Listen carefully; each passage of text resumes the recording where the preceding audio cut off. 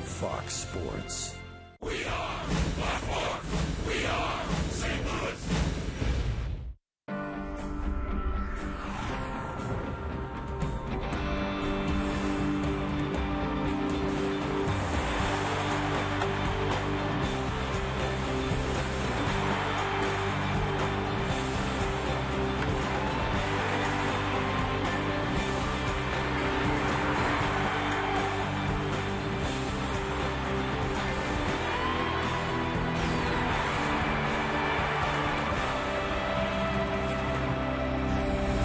A look at the leadoff men of both these teams. Chris Coughlin for the Florida Marlins. And on the other side, the shortstop, Ryan Theriot. We're at Busch Stadium in downtown St. Louis. Big crowd expected and hopefully warmer weather here tonight. The Florida Marlins and the St. Louis Cardinals in game number 3. And along with Rick Horton, I'm Dan McLaughlin. Welcome to Cardinals baseball. And Rick, we saw the versatility last night in game number 2 with Daniel Descalso. It's fun to watch a rookie have a great game, and that's what he had last night. Early on, he gets a base hit the other way. He's such a good kid, Dan. I love it when he's in the lineup. But later on, even more importantly, the big home run in the game. His first in his career. Descalso can provide some offense, but really, it's the defense that you love with Descalso. Starting at second base tonight, he can move over to third, and he has made some spectacular plays at third. As we saw in game number 2, what happens in game number 3? It's Chris Carpenter. Carp takes to the mound when we come back on Fox Sports Midwest.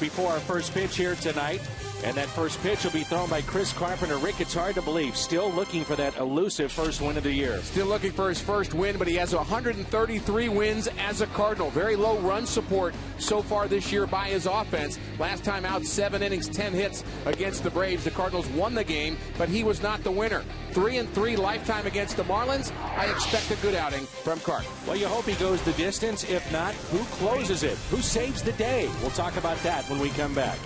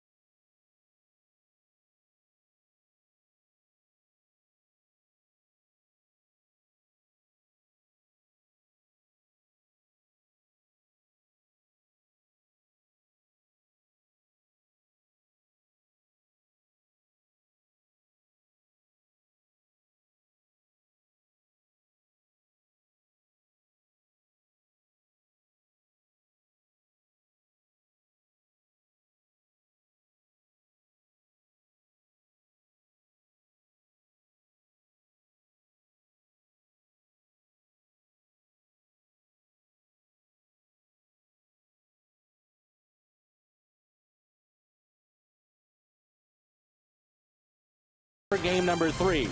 We don't know who may close out game number 3. That's the intrigue right now with this version of the Cardinals. Been a big transition with the bullpen. It's not just Ryan Franklin anymore. 5 Cardinals have saves on the season. Boggs leads with 3, but Eduardo Sanchez has been the most electric. He picked up the save here last night. He probably has the best stuff, an electric fastball, but also a dominating breaking ball. He finishes off Mike Stanton to end the game last night. When we come back, Ricky will take a look at some of the Marlins that you may not know about. That's next. This is Cardinals Baseball on Fox Sports Midwest.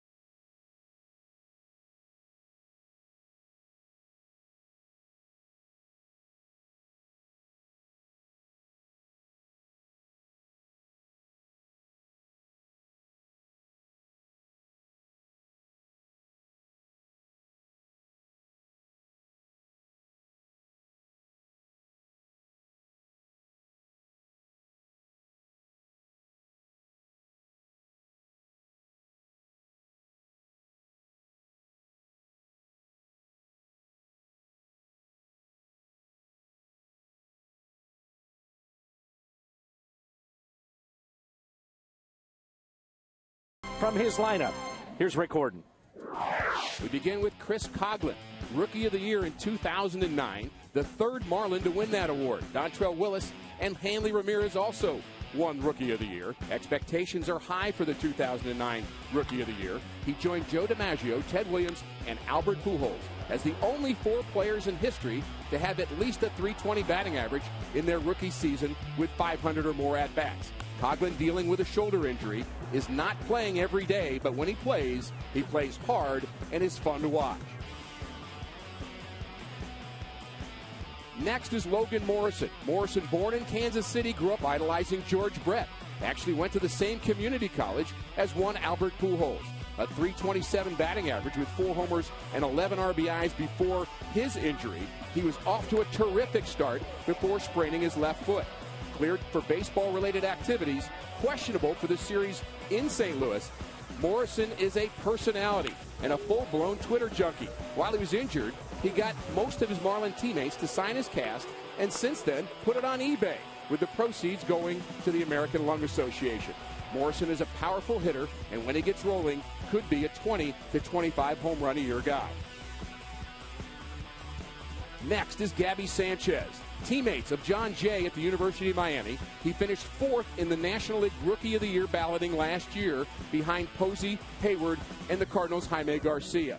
But he really earned the praise of his teammates when he took out Niger Morgan at home plate, earning him a 3-game suspension. But, of course, a lot of respect from his teammates and players around the league. 85 RBIs as a rookie, second most in franchise history to Dan Uggla's 90 in 2006. Sanchez, once he improves his plate discipline, is also capable of being a 25 home run, 100 RBI player. Last is Mike Stanton, recruited to play football by USC, UCLA, and UNLV. At 6'5", 250 pounds, looks like a football player, but he can hit, and he can hit with power.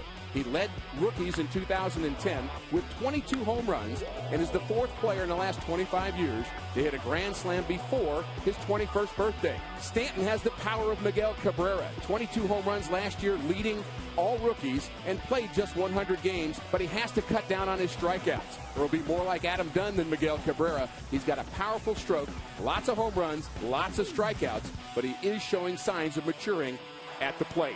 4 guys you may not have heard of, but stars of the future for the Florida Marlins.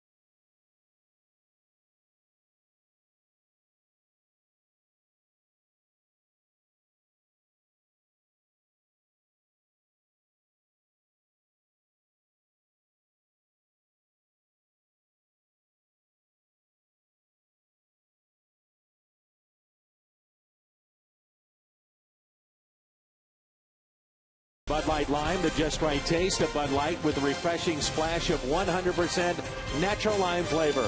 By Chevy, see your Mid-America Chevy dealers. By Southwest Airlines, new Rapid Rewards. Unlimited reward seats and no blackout dates. By Dobbs Tire and Auto Centers, #1 in quality tires and expert auto service. And by Steak and Shake, life needs flavor. Along with Rick Gordon, I'm Dan McLaughlin. We are in downtown St. Louis. A little bit warmer here tonight as opposed to the first two games of this series, and a little bit of a bigger crowd as well. The Cardinals and Marlins have split the first two games, and Chris Carpenter is looking for his first win of the season. Chris Coughlin looks at a ball inside. There are the numbers for Carp. And the numbers aren't really that bad, Dan. 0-2 is the record, but ERA is good. The bad number, 3.5. That's how many runs the Cardinals score for him. Ground ball to the right side, taken there by Descalso, showing his range to his left. Let's meet the Marlins lineup right in the middle of the National League with average Coughlin, Bonifacio. They move him up tonight. And then Hanley Ramirez. Gabby Sanchez had a grand slam in game one. Mike Stanton, Dobbs, Infante. Brett Hayes gets the start at catcher. He's 7 for 13. And the longtime right-hander, Javier Vasquez, batting ninth and making the start. They move Bonifacio up, his speed, hitting .329, 1 home run and 5 RBIs, and there's a strike at the knees. Talking with Carp the other day, he said, I would take this record all year long as we win. And he has given the club a chance to win every time he's been out there. I don't think his stuff has really been diminished very much. I don't think he has the same stuff as, say, 5 or 6 years ago. But he's been such a winner throughout his career as a Cardinal. You just know he's going to get back on track, start winning ball games. It's taken low. 2 balls, 1 strike, 1 out, nobody on. Bonifacio with that great speed. You have to honor that speed because the third baseman for the Redbirds, Alan Craig, in on the grass. Pujols is in a couple of steps right side. Outfield very, very shallow. Cardinals have been very aggressive at bringing the third baseman in the last couple of series. They did it in the Atlanta series. They're doing it here, and he is on the grass. There's no way you can get a bunt in front of him and be successful. And that's a strike at the knees. 3-2.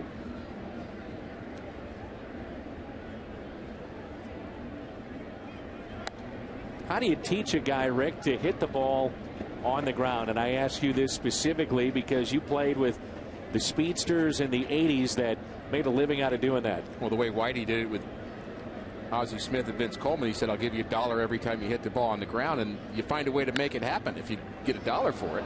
And that's a base hit inside the first base line. This guy can really run. Berkman has to dig it out of the corner. It'll be a 1-out triple for Emilio Bonifacio. Some money, the great motivator. Well, I say that jokingly, but really what it does is it helps you focus on it. I mean, it gives you a reason to say, look, I just have to hit down on the ball because more good things happen, and that's exactly what happens here. He hits down on the ball, it finds a hole, and now you have a triple. You hit a long fly ball to center field at maybe 350 feet, you're out. This is a much better result for Bonifacio. And you watch him run the bases. Doesn't break stride. Guy that can really run. Here's Hanley Ramirez off to a rough start, hitting .194, 1 home run, and he has driven in 11 on the year.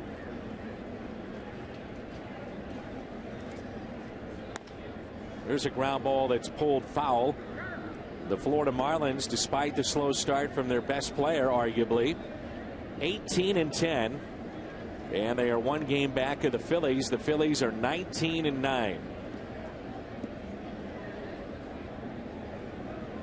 At one point, Hanley Ramirez had an 0 for 17 streak. He's hitting just .141 against right-handed pitching this year. And time is called. That number makes you think he's been very vulnerable to the off-speed pitches. If he's not hitting right-handers, the slider, the curveball going away from him, he's probably not handling very well. He hasn't seemed real comfortable in the box, and you wonder what will happen to their teams when both Ramirez and Pujols get hot. There's that pitch that you're talking about right there. I mean, that's just a bad approach, and it's almost as if he's not seeing the spin on the ball, and not a very good swing for Ramirez, and he has been one of the best hitters in all of baseball the last 3 years, and so has he. And Pujols starts play tonight with an average of .231. Outfield is straight away for Hanley Ramirez, 0-2.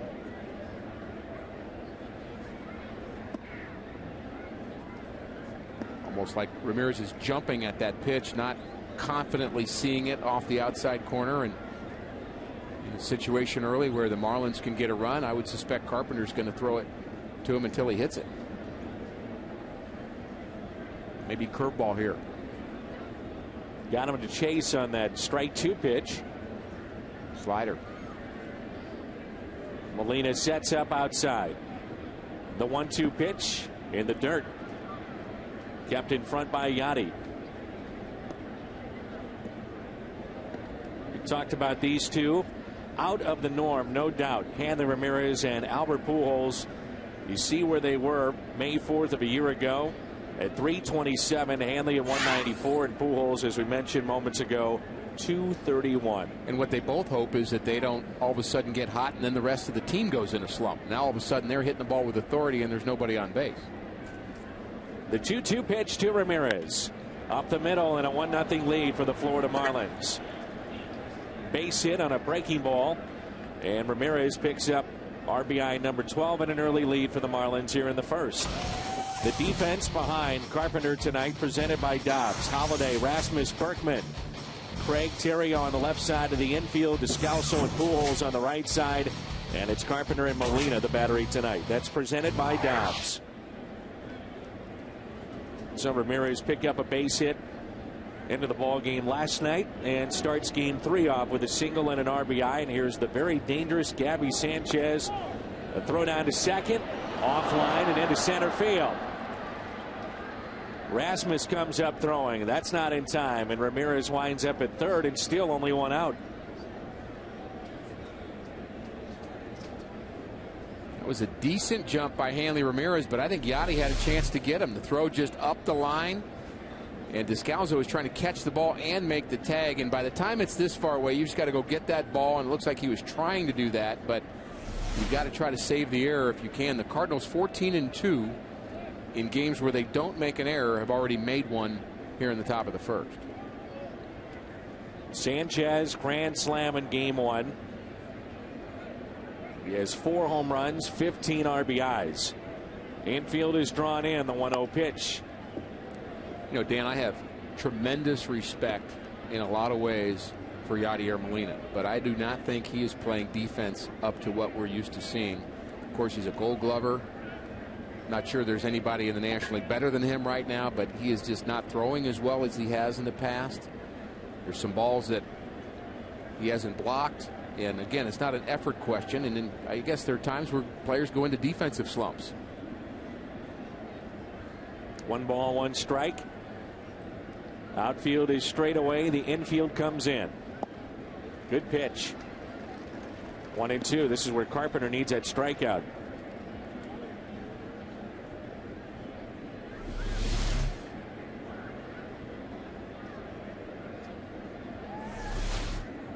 Sanchez, he tied a career high with 4 hits last night.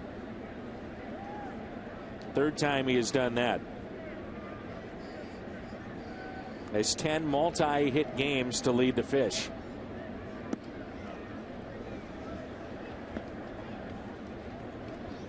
Carpenter has stayed away and already at 18 pitches here on the first inning. Feels good about the break on his slider right now, but he's not exactly throwing it to the right location. He needs to get a little bit more of the plate with it. He would have been able to put away Ramirez. Here's a 2-2 pitch.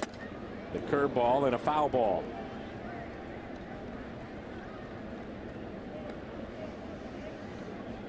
How about the breaking ball? What have you seen with that? Well, the curveball really not quite as sharp, and I guess I would categorize a slider and a curveball both as breaking balls. One's harder and one's got a little bit more hump to it, and the curveball just seems to be sitting up there a bit more. That's the pitch that Ramirez hit up the middle.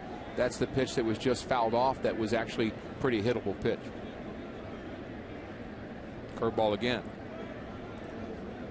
The 2-2.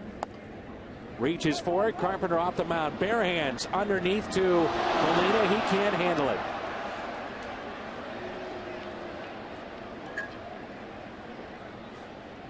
Kicked away by Yachty. And it's a 2-0 lead as Ramirez scores. Chris Carpenter almost throws a little changeup here as he throws it underhand to Molina. He's trying to be real gentle with it and actually throws it low, and Yachty can't handle it. Oh boy, that's just very frustrating for everybody involved there, as certainly handleable by Molina, but Carpenter almost just chokes this ball a bit and doesn't get the full toss to Yachty.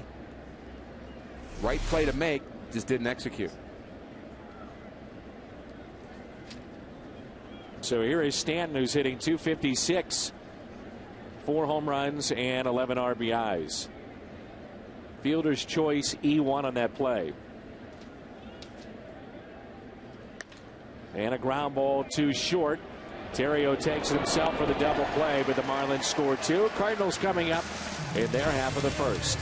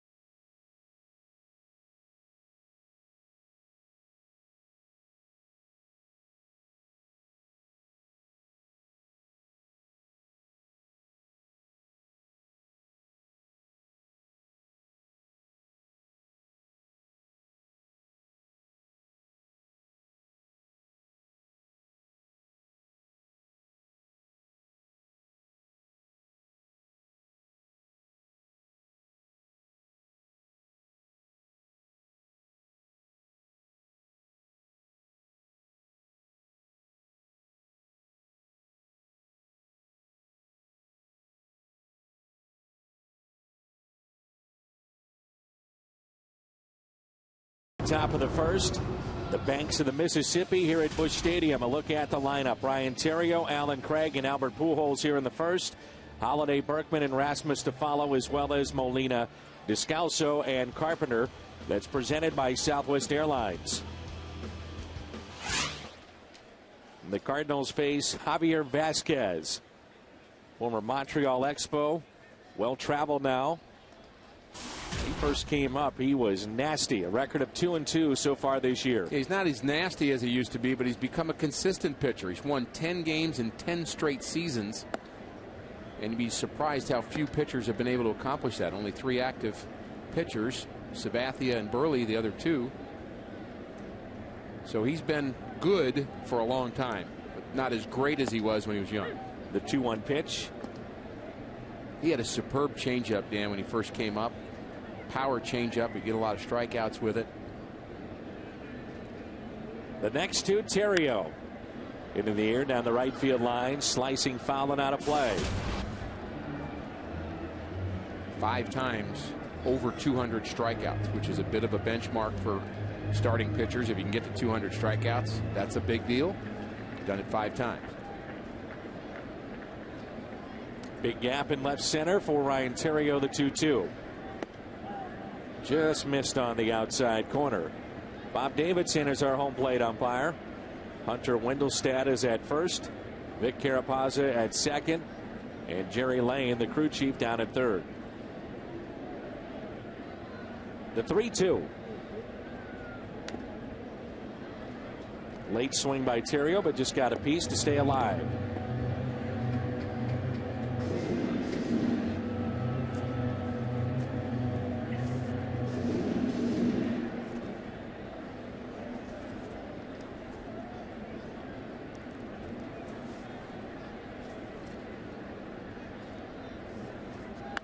Theriot rips it out to left. And the catch is made by Bonifacio. Let's take a look at the Marlins defense. Bonifacio, Coghlan, and Stanton in the outfield.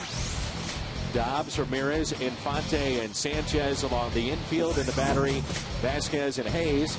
That's presented by Dobbs. Here's Alan Craig, who's hitting .324 with 1 home run and 8 driven in. You know, that line out by Theriot really proves the point that you were talking about at the top of the first, how important it is to hit the ball on the ground. Bonifacio didn't hit his ball nearly as well as Theriot did. Theriot's out. Bonifacio has a triple and a run scored.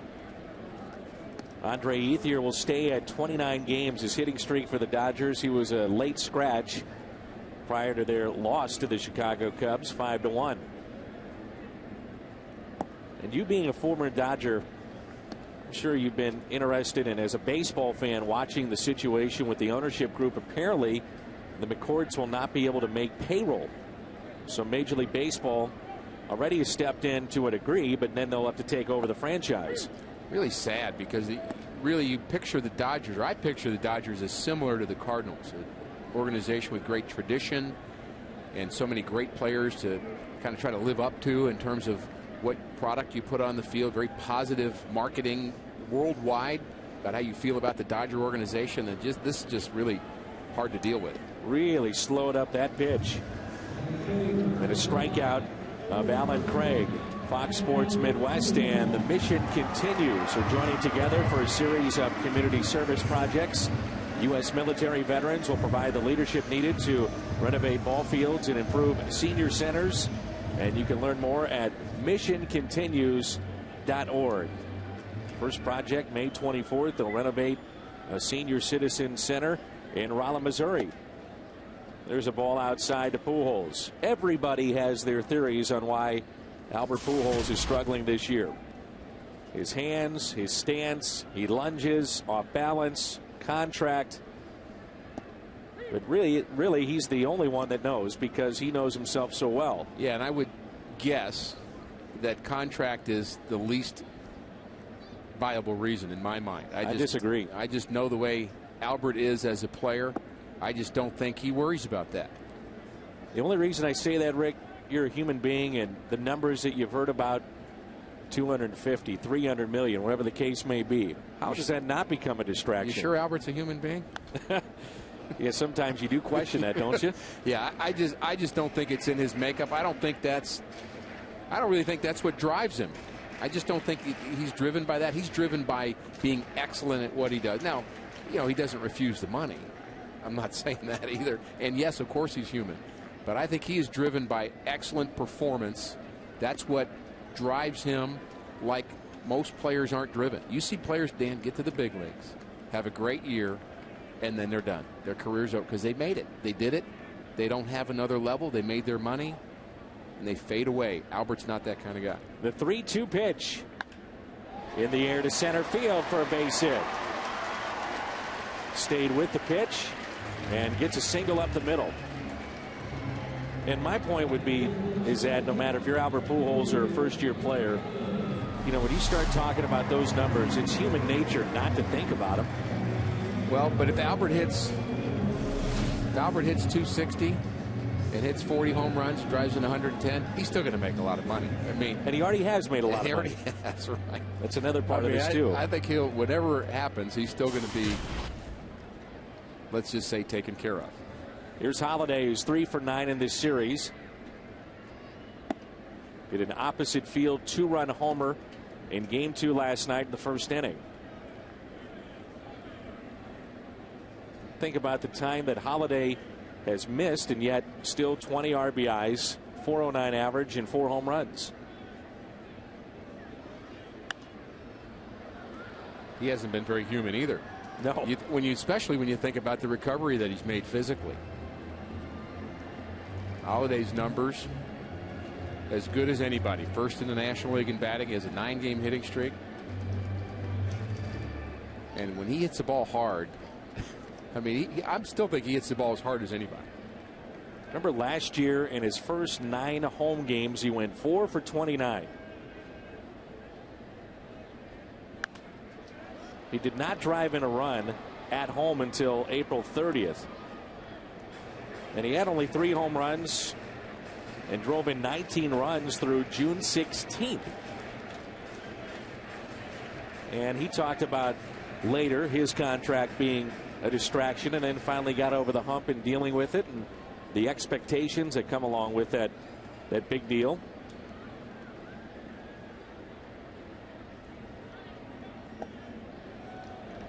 Two and two. But then at season's end, 28 homers, drove in 103, and hit .312. Cream always rises to the top. I think that's what my uncle used to tell me. A lot of uncles used to say that. Yeah, that's what they tell your little kids.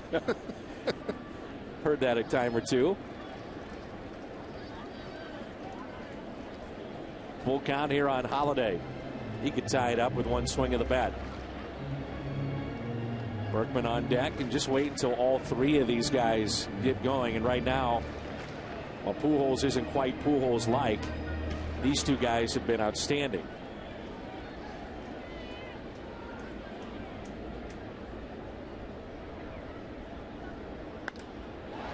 Right center field. That ball will get down.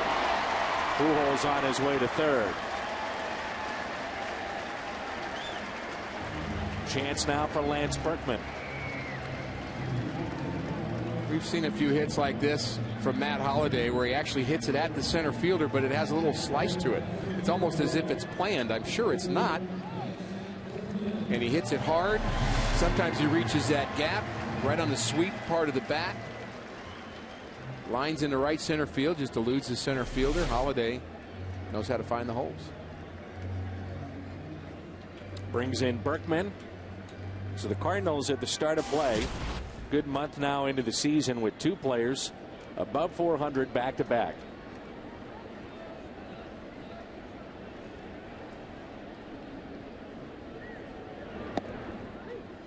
Berkman looks at a strike.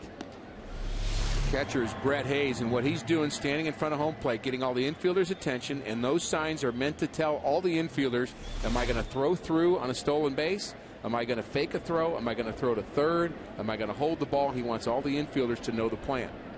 How important was it for you, Ricky, and in particular a guy like Ozzie Smith, for him when you were on the mound to be able to see the pitches that were being called so he could cheat maybe one way or another? Well, Ozzie had a sixth sense about the game anyway, even if he didn't see the signs, but of course he did. He could cheat. He had great instinct. And, that's really the difference between a good infielder and a great infielder, is their ability to get the perfect jump on every ball. It seems as if the range is multiplied times 2 for a guy that gets a good jump. And Ozzie was always getting a good jump, and I think that was part of it. Change up. A lot of guys had change ups like John Tudor, so he would cheat towards the hole between third and short.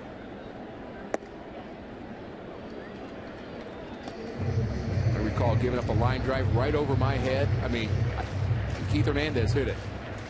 And I threw up my hands and turned around, and Ozzie was standing right there. He was in shallow center field, exactly where that ball was lined to. And he caught it about chest high, like, what are you worried about? It's a good feeling, Ozzie isn't it? was great. He was tremendous teammate, great to play with, and so happy he's a Hall of Famer. Well, you and I were talking about the story that we had the pleasure of watching him take those ground balls at fantasy camp and do his drills. Eye-popping. Oh. Fielding the ground balls at short, not even looking at second base, throwing it to Brian Jordan, who was covering. Acrobatically at his age. Yes. And you reminded me, he's what now, 55. I just can't believe that.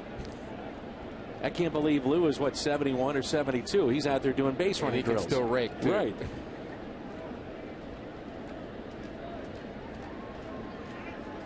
The 2-2 pitch to Berkman on its way. Popped up to the left side. Long way to go for Bonifacio. Will he get there near the line? Look at that speed. That's a fair ball. He dropped it. And 2-run score. Third base umpire is Jerry Lane. And he immediately said that was not a catch. And he was just barely in fair territory, and we'll take a look at it on the replay, but Bonifacio had such a long way to go for that. You could almost see that coming. He went such a long way, gets near the wall, and he hits the ball while he's in fair territory. Now he doesn't even know where the ball is. He thinks it's still in his glove. And does he catch it or not? I would say no. I'm wondering if he thought, by watching him hesitate, if he thought, well, he caught it, step or two, then the ball is dislodged and still a catch, because he was very nonchalant getting that back in. He really was. I'm not sure whether he actually knew where the ball was at one point, but the ball seemed to be moving around in his glove. I think the call is right. I do not think he caught that ball. And with that, it's a tie game, 2-2. The old rule is you're supposed to be able to demonstratively take it out of your glove and show the ball, and nobody does that, but it's the way the rule used to be written. Still, that has not been ruled whether it's a hit or an error on Bonifacio. It has to be an error. And Rasmus hits it again to him. This time he'll make the catch. Cardinals will strand a runner, but they tie it up. The misplay in left. 2-2 after one.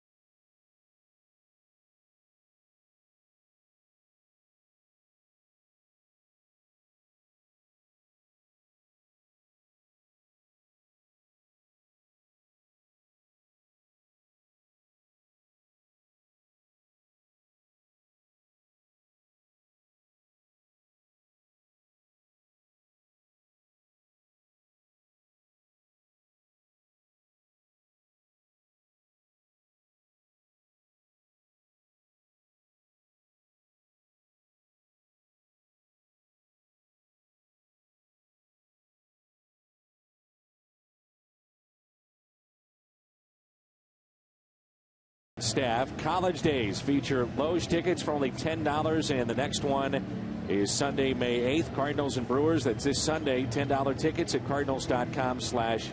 I want to remind you, for day baseball tomorrow, great pitching matchup, Westbrook and Johnson.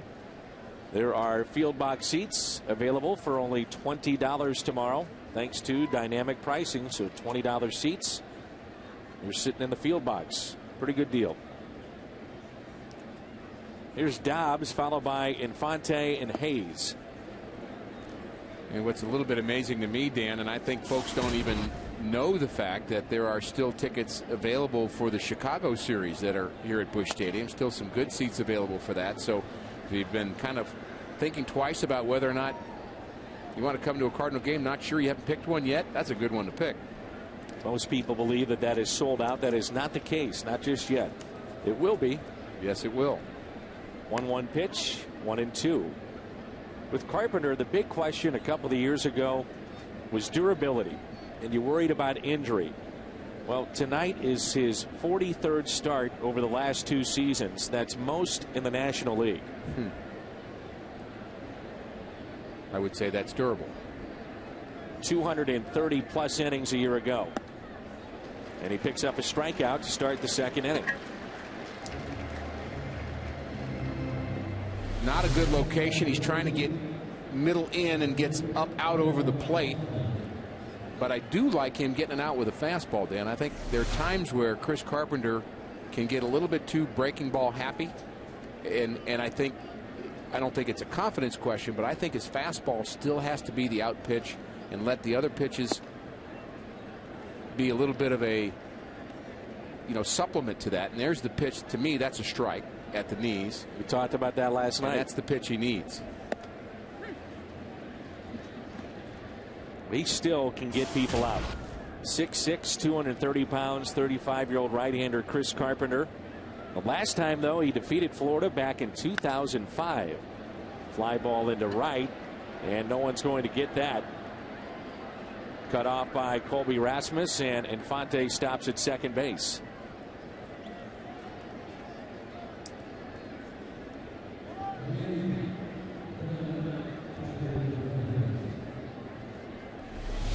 Perfectly placed by Infante, who has struggled offensively this year. Doesn't hit this ball very well, but there was a gap in right center. Hit him where they ain't. Who said that? Willie Keeler, I think. Willie Keeler, I think, said that. Not making that up. Get out the iPad. Here we go. Runner at second. It was an old Pirate, I can tell you that much. Tonight, the 7th start of the season for Carpenter. And the Marlins in 10 career starts in 10 years for Carp. They've only hit .234 against him. That's the best outside of Vicente Padilla. 2 balls and no strikes. He has your favorite stat, quality starts, and tied for 3rd in the National League with 5 of those. Willie Keeler.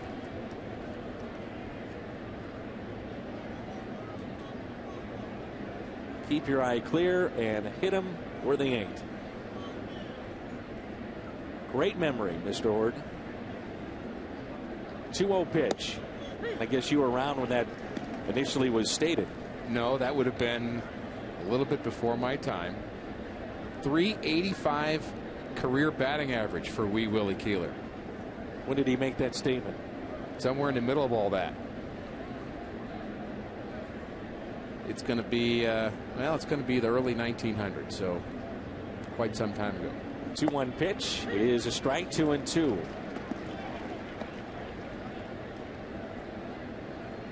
This is Brett Hayes, the 8th place hitter, and the pitcher on deck in Vasquez. Keeler once had a 44-game hitting streak to start a season. Andre Ethier has a ways to go. He's at 29. The 2-2. Which makes me think about the hardest record to break in baseball. Hitting streak? I would say so. What about the Iron Man streak and Cal Ripken? That wouldn't be easy either, but I think the hitting streak is impossible. Could you imagine the media scrutiny this day and age? There's a strikeout, number 2 of the game and number 2 in the inning for Carpenter. Well, you'd have to be on a team where everybody's hitting around you so they don't walk you. That's another problem. And teams are getting more sophisticated about pitching around guys that are hot. I just don't think they would let that happen. You know, you think about, too, the specialization of pitchers and the bullpens now, and split fingers and fork balls, certain things that hitters back then didn't have to deal with. Chris Carpenter could be one of those guys because he is such a smart pitcher. Chris Carpenter could be a guy that could go out there and pitch with nothing in the 7th, 8th, and 9th inning and find a way to try to get you out. That is what most pitchers used to do. It's like, hey, you're in there for 9 and figure it out. And you got no fastball left, but throw it slower, make it move, do something. 0-2. Francisco Liriano with the no-hitter last night with only 2 strikeouts and 6 walks. The 0-2 pitch to Vasquez. Check swing that rolls foul. Pretty amazing. Only 2 strikeouts. You walk 6. And the pitch count was in the mid-120s. But you hear that kind of line, you're thinking pitch count would be up at 150. Said he was on absolute fumes in the 9th. And again, he came into that ball game with an ERA that was over 9. That's what makes the game great. You truly never know. Defensive swing and a ground ball to second. Vasquez retired, and the Marlins strand a runner. Gorgeous night here in St. Louis. Glad you're with us on Fox Sports Midwest.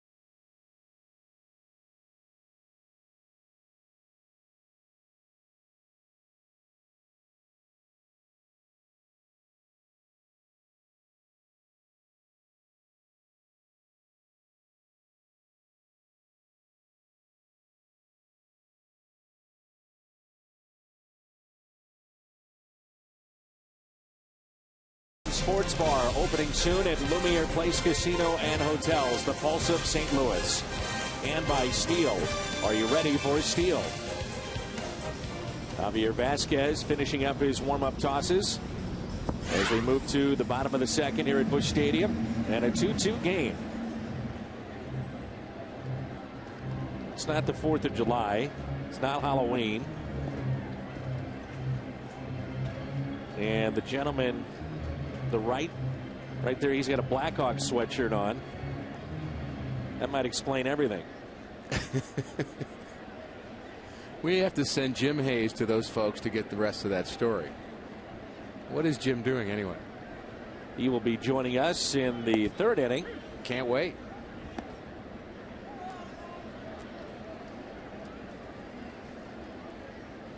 Those two working hard there. Cal Eldred on the left and Pat Paris on the right.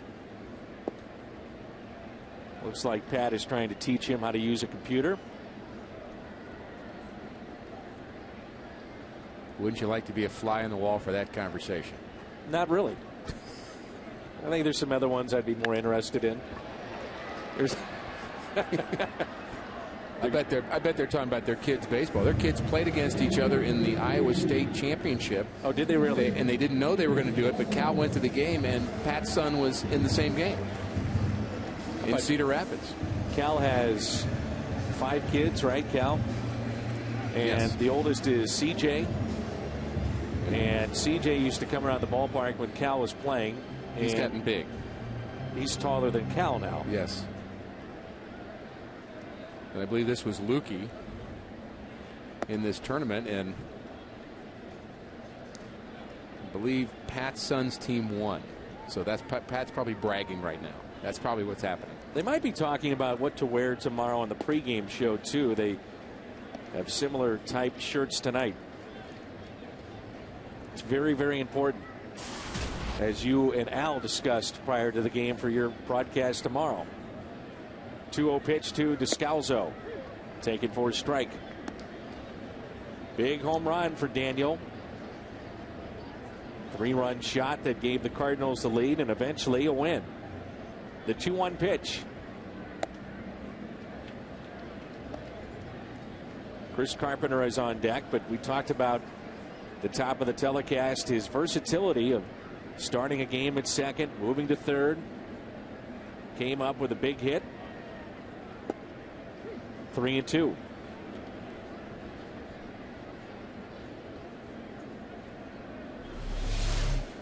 Curveball in the back door.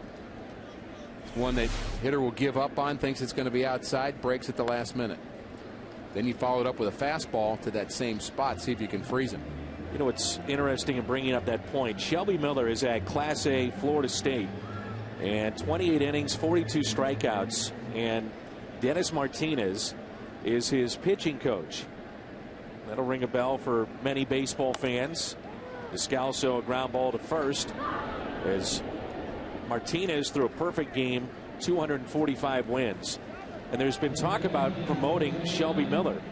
And the one thing that Dennis Martinez talked about, he said, if you're behind in the count at the major league level, and even to an extent at Double-A, you have to be able to throw your secondary pitches for strikes, which we just saw Vasquez do on a 3-1 pitch. That really is the difference. The higher levels you go up, the secondary pitch becomes automatic.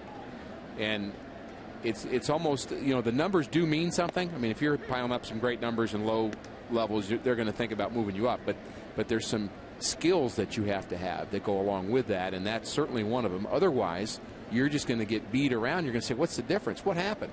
I mean, surely the Double-A guys, Triple-A guys aren't that much better. Well, the point is they get smarter. They may not be as that much better athletically, but they get smarter. But how tough is it for a guy like Shelby Miller that can blow people away? And you know, with that fastball, it's above average, and he wants to move up, but yet the organization tells you, Shelby, we get it.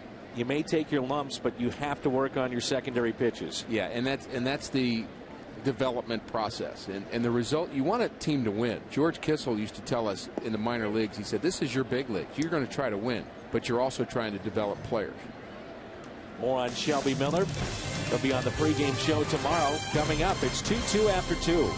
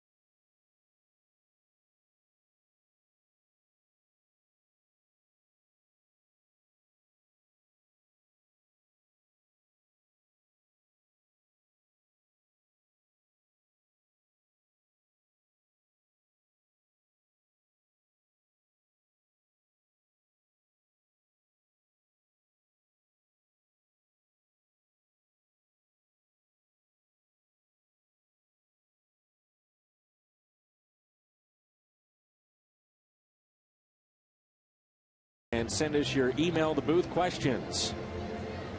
Jim Hayes is that tall. He has joined us.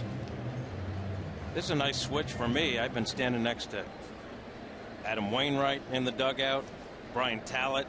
Today we caught a break. Nick Punto was our guest. But you mentioned in the interview that Nick Punto was a very good basketball player. Skip Schumacher told me that Nick was a few years ahead of him, but was an outstanding baseball player and a stud basketball player, a sniper from beyond the arc, according to Skip. Of course, Punto dealing with hamstring issues, getting treatment. He said he can't wait till he's healthy enough where he can be a viable option on an everyday basis. Not quite there yet. 1 ball, 1 strike here on Chris Coghlan. Top of the lineup for Chris Carpenter to deal with. That sliced the other way for a base hit.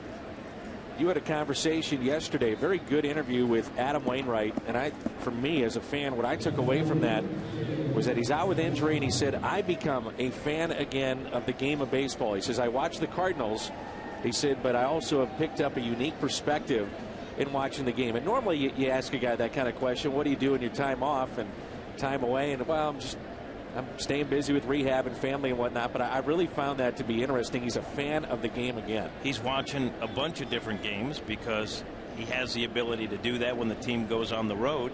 And he also says by watching other games, other pitchers' approaches, he's picking up some things that he thinks will help him when he's healthy again and returns to the Cardinals rotation. He says that the thing that helps him this year, not only being around the guys, but also the fact that he knows he's not pitching this year. There's no pressure. He's not coming back. So there's a finality to this season, and he can go about the business of trying to get back.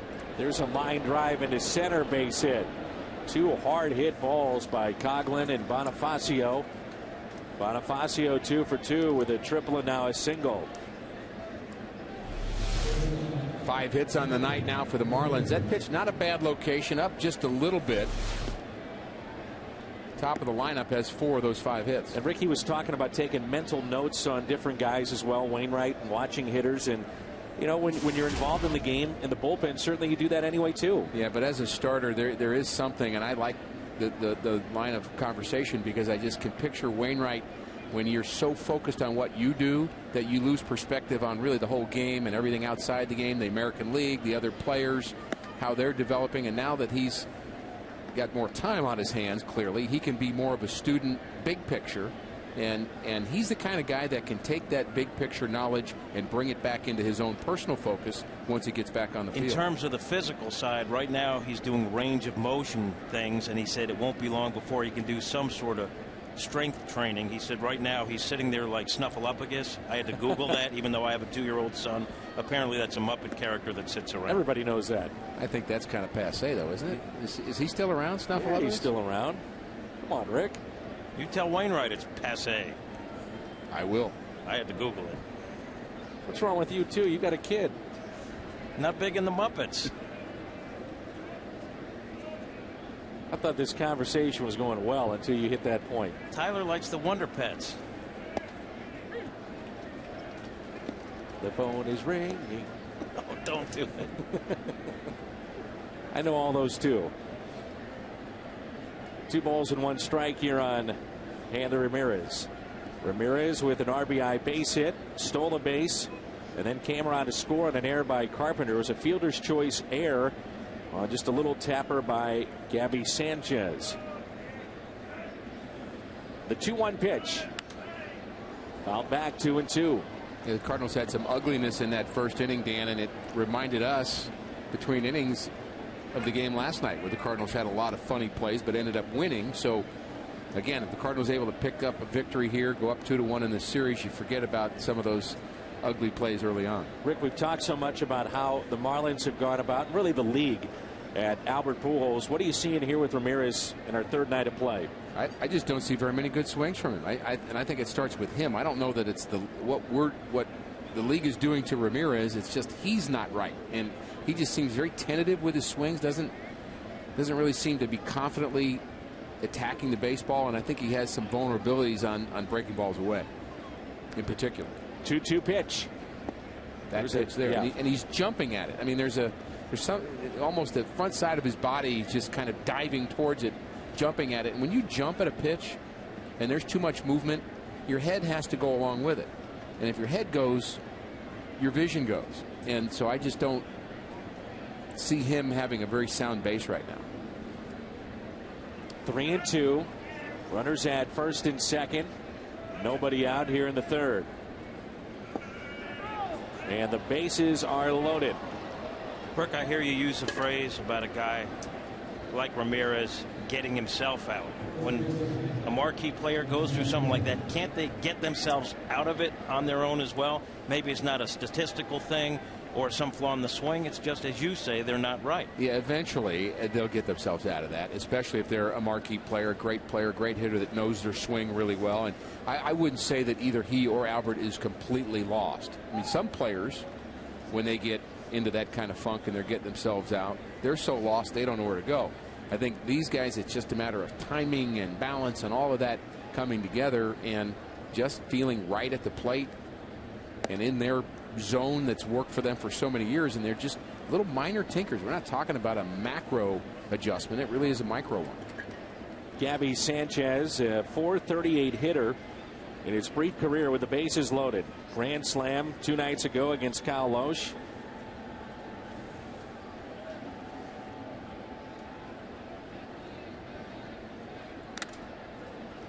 One ball, one strike. Talk about the middle of lineups and production. The 4 and 5 hitters in this series, and both sides have gotten it done. Gabby Sanchez and Mike Stanton have power in the middle of the Marlins lineup. Not a lot of home runs on the season, but they've been pretty powerful here in this series. Holiday and Berkman have been hot all season long, both batting over 400 going into this game. Still amazing to me that that's such a rarity. I would think other teams would have done that, but they're in rarefied air at 400 each. Sanchez had a big night last night, didn't exactly tear the cover off the ball. 2 balls and 1 strike. So you see the numbers with the bases loaded in his career. The grand slam the other night, high average, and 7 driven in.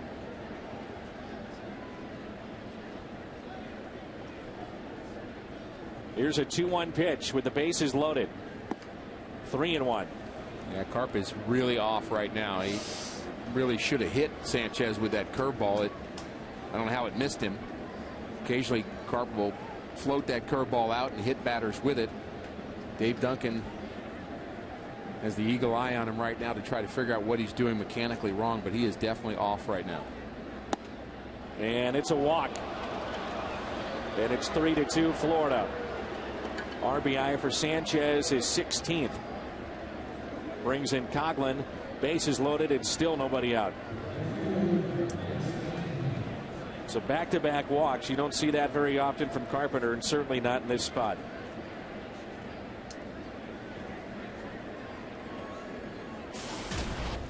Stanton grounded out to short first time up. Ground ball to third. They can go to the plate. Out there on to first, and they throw it away. Sliding hard into Molina. They throw it down into the right field corner. Run score. And mistakes again haunt the Cardinals here tonight. The very hard slide at home.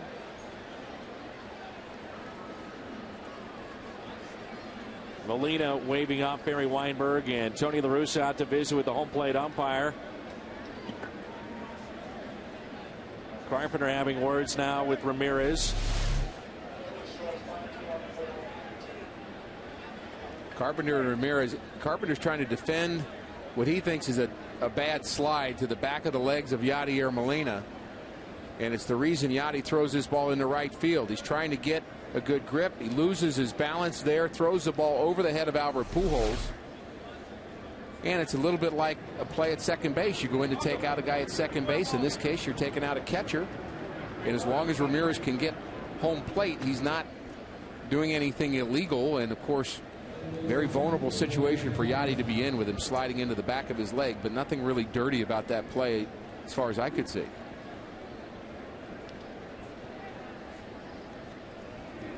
But I believe Chris Carpenter saw it differently. Well, he was pointing at Ramirez. They were jawing back and forth, so we'll keep an eye on that. It's now 5-2. Runner at third, and only one out. Here's Dobbs. That's a big play in this game.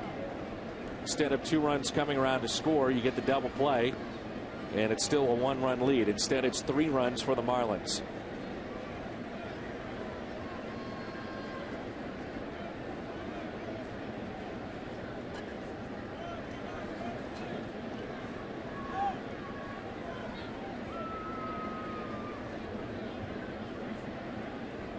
Pitch to Dobbs.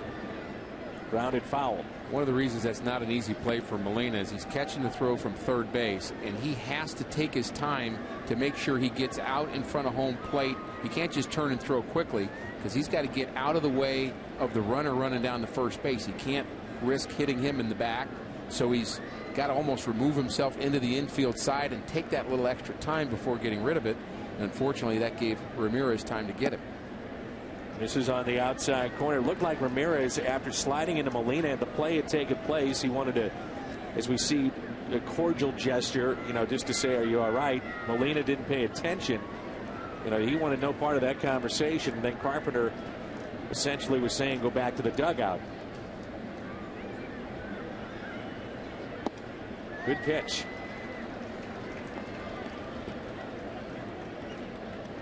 Two and two.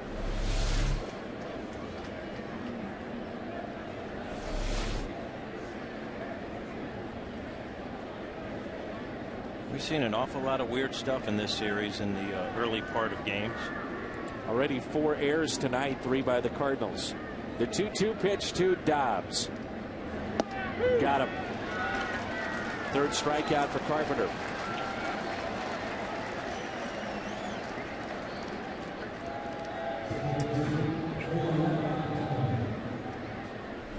Carpenter seems to settle down a bit, and there's Ramirez after he'd already talked and tried to talk to Yadier Molina. Now Chris Carpenter has something to say, and they're talking back and forth, and Ramirez is kind of confused in his mind of what are you saying I did, and Carpenter obviously not happy with him.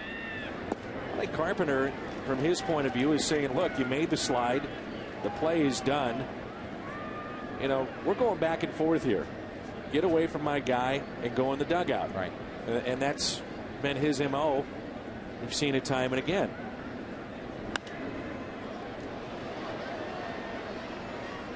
Would you agree? Yeah. Well, and I guess you'd have to see the intent of Ramirez and understand what he was actually saying to Yadier Molina too. If he legitimately is saying, hey, I hope you're all right, I'm not trying to hurt you there, but I am trying to take you out. I mean, I don't know what he said, but you could see if he was trying to be conciliatory there, that that's not necessarily a bad thing to do. It seemed like by body language, Ramirez wasn't confrontational when he was talking to Carpenter. Looked like he was trying to understand where Chris was coming from. I don't think, though, Carpenter cares one way or another. Agreed. Just go to the dugout. Here's a 1-2 pitch. Broken bat and a single into center field. A 2-out base hit. That makes it 6-2. Infante with a double and now a single, and the RBI, his 11th of the year. Scores Stanton, and there are 4 runs that have scored here tonight. Pretty good location there, but things just not going Carpenter's way at all here in the 3rd inning. Really just been a tough game for him all the way around, and I know he is extremely frustrated right now.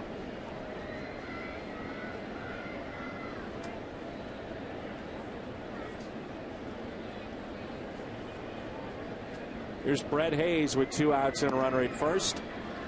Hayes struck out back in the 2nd inning.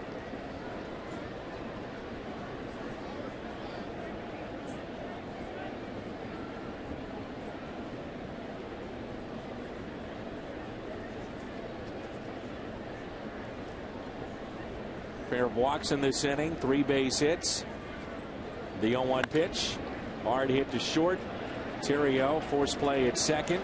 Big inning for the Marlins. They pick up 4 runs. They lead it 6-2 midway through 3 here at Busch Stadium.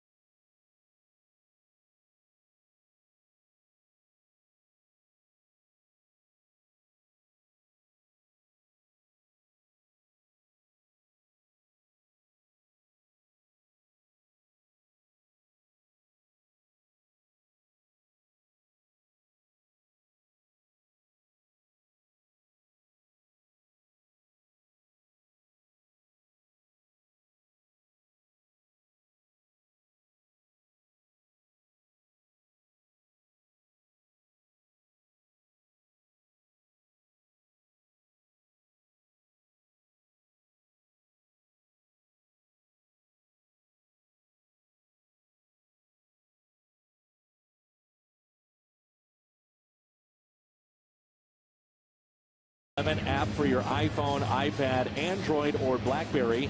Get live audio, pitch-by-pitch tracking, video highlights, and more. Text @BAT to 31826 or visit Cardinals.com for details. Emilio Bonifacio had that slide at the plate. An aggressive slide on Yadier Molina. And the Cardinals now trail by the score of 6-2. Here is Terrio.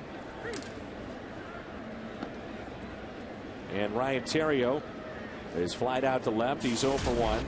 Alan Craig on deck, who has struck out, and then Albert Pujols. Popped up into shallow right. So, Rick, a lot of things going on with this play, and this is Bonifacio with the slide at the plate. And then Ramirez checking on Yadier Molina.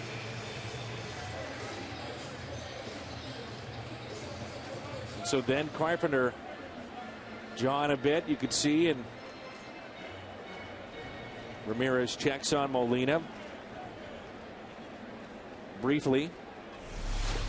But it was a slide of Bonifacio that clearly irritated the Redbirds on that play. That was a quick check by Ramirez.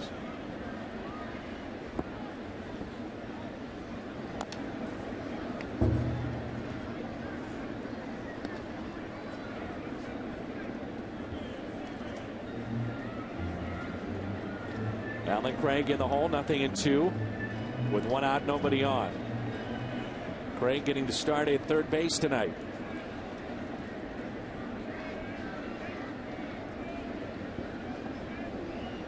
Craig had a good night at the plate last night. Double with a little hustle to lead things off, a couple of walks. There's a guy that just came off the DL and had some groin injury problems. Couple of days, a couple of games rehabbing, and looks fine. Liner down the right field line, that's foul.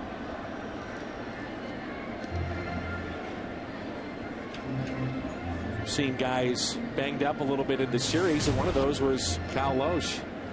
Yeah, Kyle took a line drive off the shin, and it's still sore. There's a knot there, but the good news is he threw a scheduled side today, and he's on target to make his start on Saturday.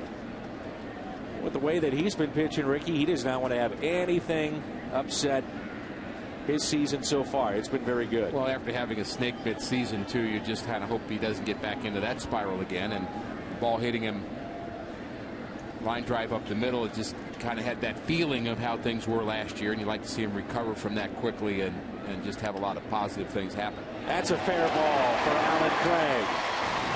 That'll roll down into the corner. Bonifacio digs it out. And it's a 1-out double for Alan Craig. Just snuck in the third base line. Inside that line, Wee Willie Keeler again.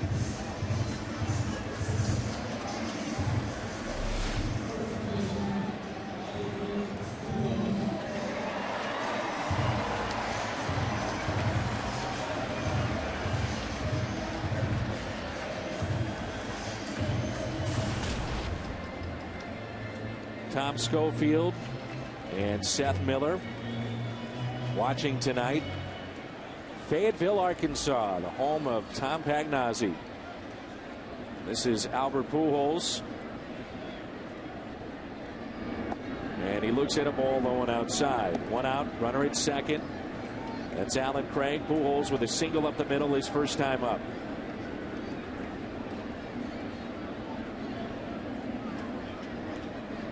Pujols with runners in scoring position, hitting .333. Takes a pitch up and away, 2 balls and no strikes.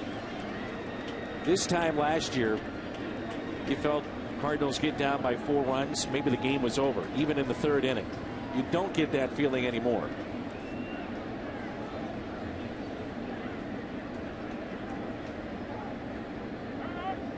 Time call by Pujols. I think the big difference is you're getting production from 3, 4, and 5. Even though Albert's average isn't quite where you would hope it would be, still productive, and certainly the addition of Berkman has made it a much more dangerous lineup. The 2-0 pitch. Take it outside, 3-0.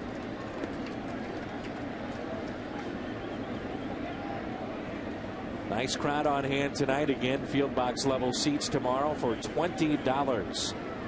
And afternoon baseball here at the ballpark.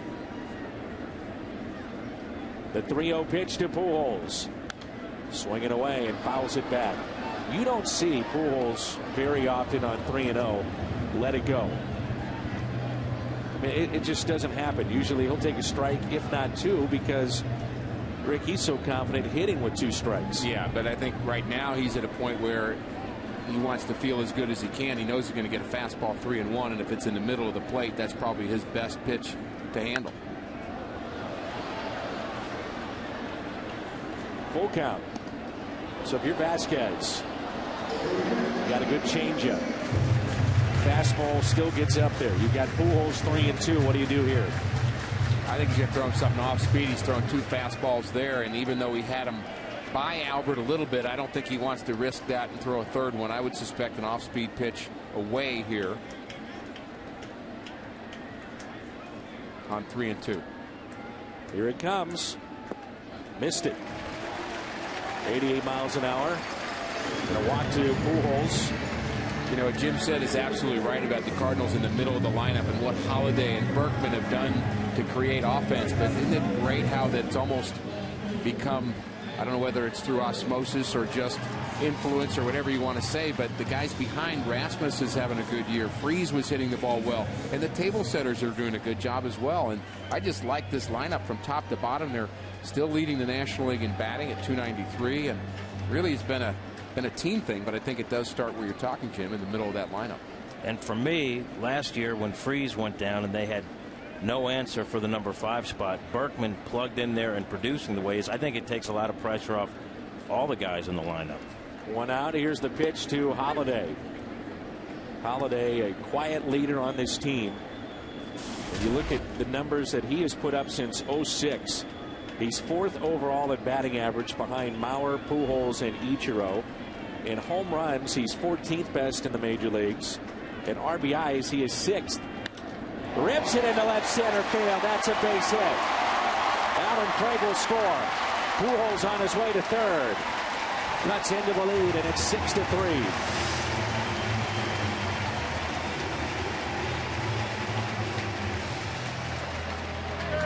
Dan, you said even at 6-2, with the way the Cardinals are playing, it just had that feel that this game is not over, and the Cardinals' middle of the lineup comes through again. First, it's Alan Craig with a double, and a walk to Albert, and then Matt Holliday. You just expect him to get a hit right now, and you expect him to hit the ball hard and drive in some runs. Feel the same way about Lance Berkman, who has a chance to get the Cardinals within 2. All he needs to do is get this ball into the outfield somehow. Reached on an air by Bonifacio. Back in the 1st inning.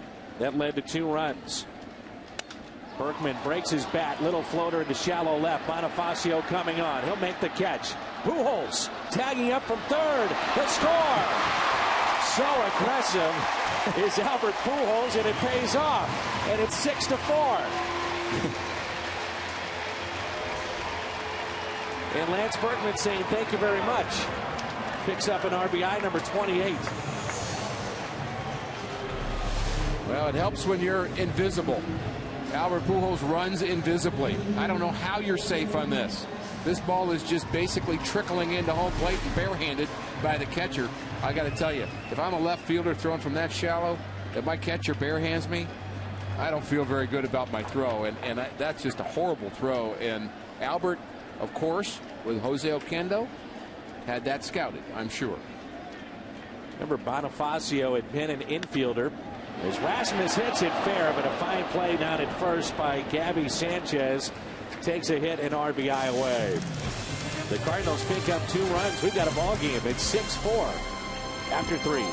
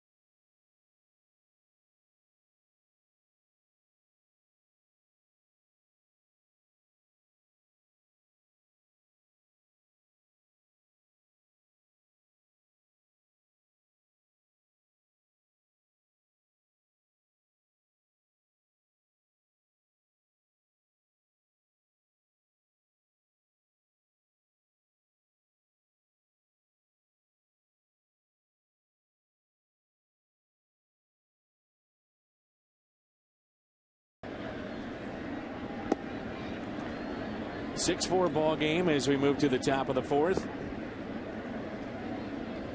Javier Vasquez leads it off for the Florida Marlins. And it's 1 ball, 1 strike. So the mental exercise right now for Chris Carpenter is to convince yourself the score is 2-0. You're down. I mean, really, what's the difference? 6-4, 2-0. But if you start to pile the negatives of what kind of game you've had so far on your shoulders, it just doesn't feel very good. So push it off your shoulders and say, hey, I got a 2-run game here. Throw 3 innings of shutout ball, and I've got a good chance of winning this game. Ground ball left side. Alan Craig with it. Makes the play. Emilio Bonifacio, he's been all over the place. There's the drop that allowed 2 runs to score off the bat of Berkman. 3rd inning.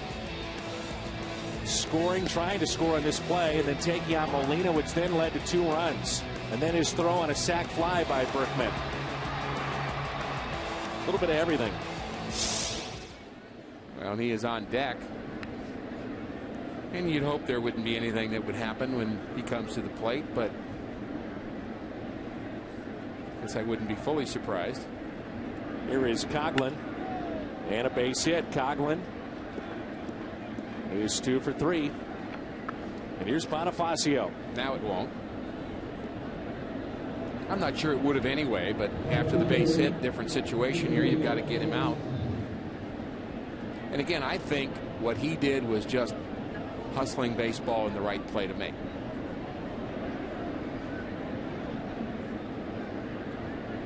Alan Craig in on the grass over at 3rd. Carpenter has allowed 7 base hits so far.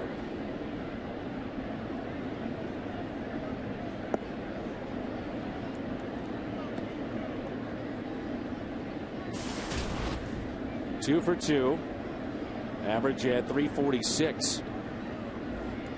This is where he can be so dangerous. We've talked about it. You have Pujols lefty up, holding the runner at first, so a lane to that side. Then Craig has to play in over at 3rd, respecting the speed of Bonifacio. So biggest mistake he can make right now is hit the ball in the air. He's fast enough he doesn't have to worry about a double play. Got a hole on the left side you just mentioned. Hole on the right side. Just try to hit the ball hard on the ground somewhere. If its pitch is inside, try to turn on it and hit it past Albert. If it's outside, try to drive it the other way. Sounds simple.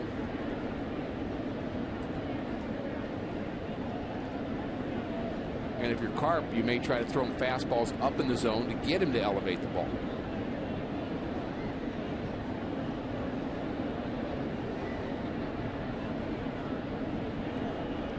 Here's a 1-0 pitch. Runner goes. Chance for Molina. He got him that time. The tag is there.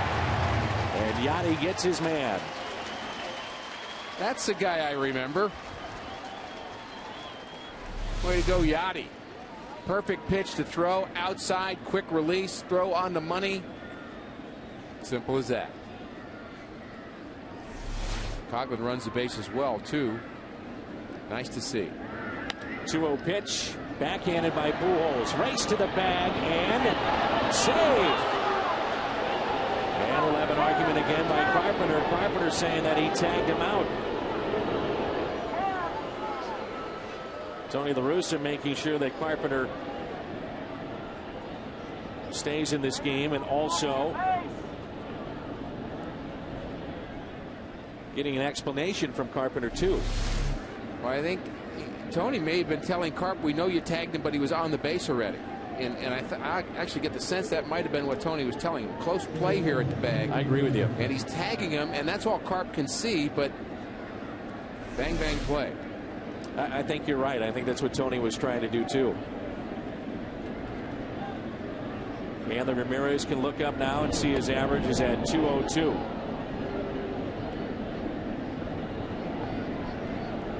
Ramirez 1 for 1. RBI, stolen base, run scored. Carp did the right thing right there. I mean, that's actually a smart, quick decision to make on the run, that you can't beat him to the base, so you're running next to him, tag him. And you got a better chance of him being out than trying to get your foot to the bag before his. And that's not Carpenter getting there late, Dan. That's Bonifacio running pretty fast down the line from the left side.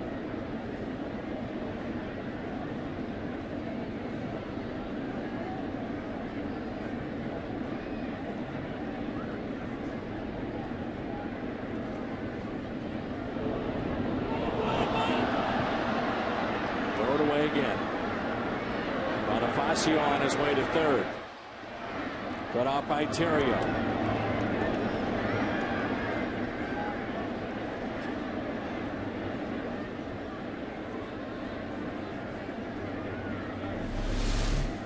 Probably going to be another error on Carpenter as this ball just hits the back of Bonifacio, and so we've now had 2 errors by the Cardinal pitcher and 2 errors by the Cardinal catcher. That's pretty unusual. Cardinals have committed 4 errors tonight.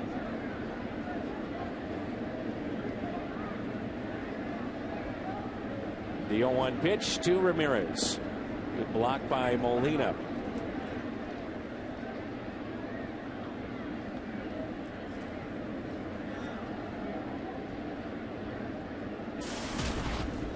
The Cardinals will be able to occasionally overcome bad defense with good offense and good pitching, but long term and for the long run, it does not coincide with winning baseball for you to make a lot of errors as a team.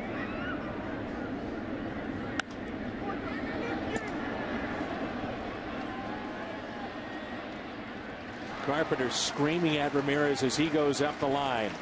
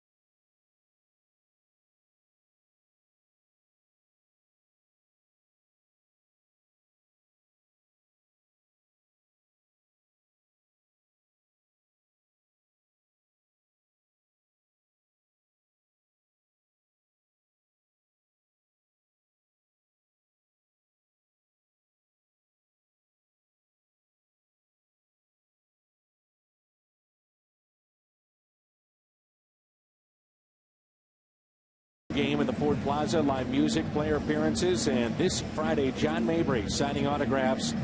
For details and future player appearances, visit Cardinals.com/promotions. Here's Yadier Molina. Interesting ball game so far, huh? I'll say. Last 4-error game was in 2007 against Atlanta for the Cardinals. You still have a ways to go tonight. And the normally smiley Hanley Ramirez is a little confused. I think he's wondering why everybody's mad at him all of a sudden.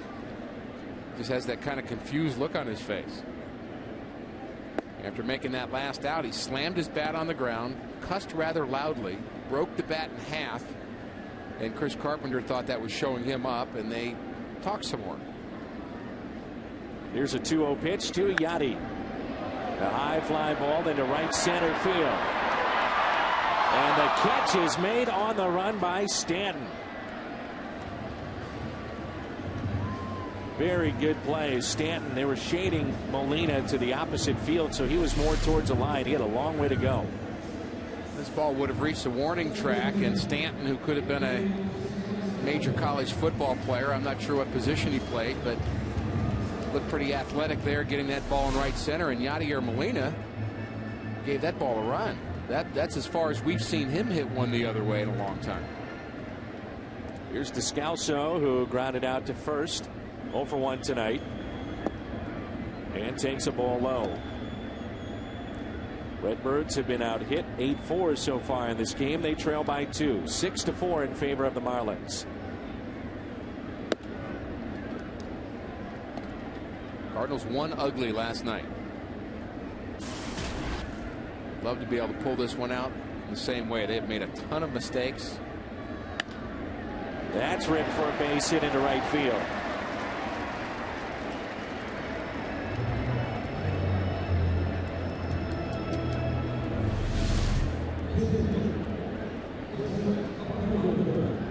Middle in. Scalzo having a nice series.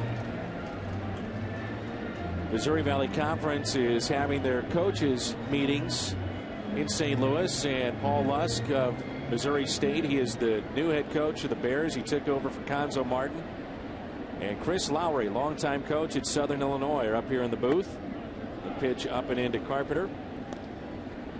And those two were good buddies in college, playing at Southern Illinois. Teammates and roommates at one point. Now they're ahead of these major programs, and they'll go head-to-head next year. My favorite athlete of all time played basketball at Southern Illinois. Walt Frazier. That's right. That's been a few years. Runner goes from first, and Carpenter hits it in the air down the left field line and out of play. It's on my bucket list. I'd like to find a way to meet Walt Frazier one time when we're in New York. New York, yeah. Can you arrange that, Dan? I cannot. Thanks. I'll just be honest with you. I can't. Maybe the guys behind us can. They could probably make it happen.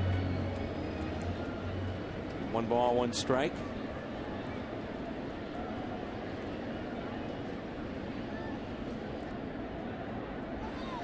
Off speed pitch. Fouled back by Carpenter. Great line of coaches at Southern Illinois. Rich Aaron helped turn around the program. He's now in the NBC Hall of Fame. But you had head coach Bruce Weber, who's now at Illinois. Then Matt Painter, who's at Purdue. And Chris Lowry now. Also part of that tree was Conzo Martin, who played at Purdue. Assisted for a while, and now head coach at Tennessee. Good job by Carpenter to get the bunt down. Descalso advances. And it brings in the leadoff man, Ryan Theriot. Hilton St. Louis at the ballpark is the only hotel that gives you home field advantage. Visit HiltonSt.Louis.com to book your Cardinals ticket package. And coming this summer, the new 360 rooftop. Hit and run was on a couple of times, didn't work, so they get the bunt down, and that works. With 2 strikes. A little bit backwards, but it worked. You know, just chip away here. Again, think of it as a 2-0 game. 4th inning, plenty of time. Ryan Theriot is 0 for 2. He's flied out to left and also popped out to second. They shade him to right field. And the first pitch is taken for a strike. Left fielder Bonifacio is way off the left field line. Make you think they're going to just pitch him away, up and away, play him away.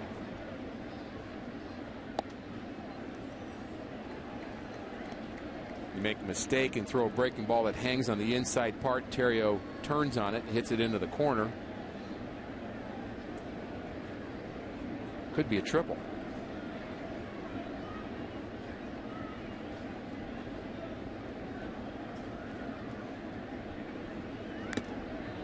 The Reds today get a walk-off win against Houston 3-2.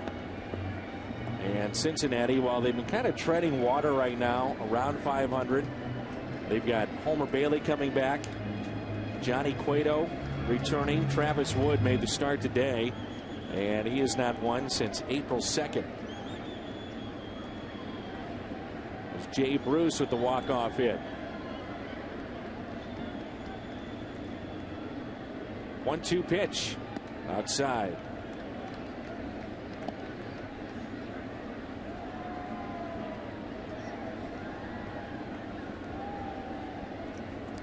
Zach Greinke making a start tonight in his debut for Milwaukee. 4 earned in 4 innings so far.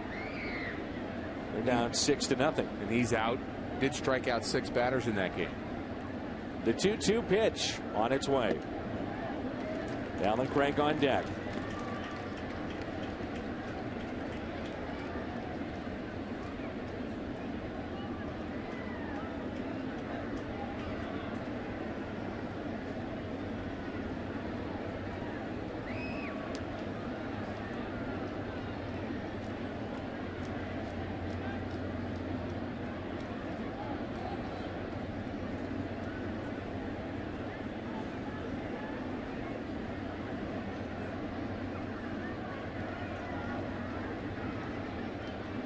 The 3-2 pitch to Ryan Theriot. Up the middle, knocked down just enough by Vasquez, and Theriot is retired. That sends us to the 5th, and it's 6-4 Florida.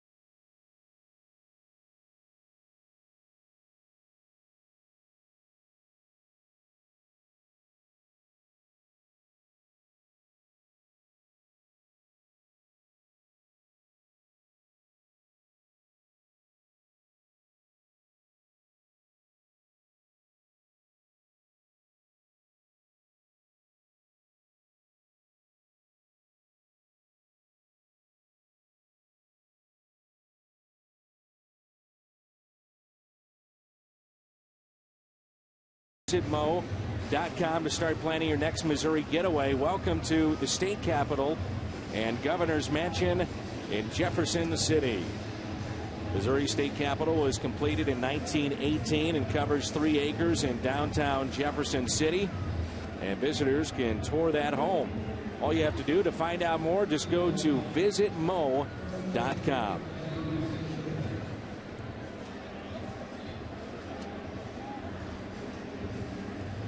Every Thursday this month on the Toyota Cardinals Live pregame show, we'll check in with Cardinals prospects and see how they're faring. And tomorrow, as we mentioned before, it's Shelby Miller, who is in with the Palm Beach Cardinals. Toyota Cardinals Live tomorrow at noon on Fox Sports Midwest.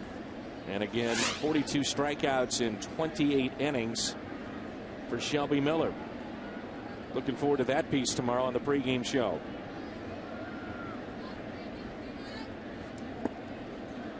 Jordan Swaggerty was actually named the pitcher of the month in the Cardinals minor league organization. Ryan Jackson, I believe, was the player of the month. He's had a great offensive start. Guy that really they talk about as a shortstop, has as good a glove as anybody in their minor league system.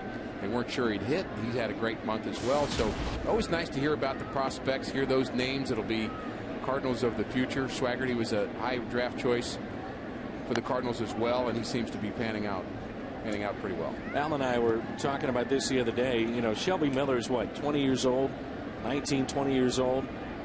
At what point do you make that jump to Double-A? And once you're in Double-A, you know, all bets are off. At any point in time, you might get that call. Yeah, Double-A is the real big jump. A-ball to Double-A to me is as big a jump as you make. I think when you go to Double-A, you are now a major leaguer almost. And the AAA guys are too, but the AAA guys are older guys who have been in the big leagues, maybe not quite made it, maybe their insurance policies, but they have some experience. The Double-A players are where your real prospects are, that are very close to being big leaguers. They just need experience.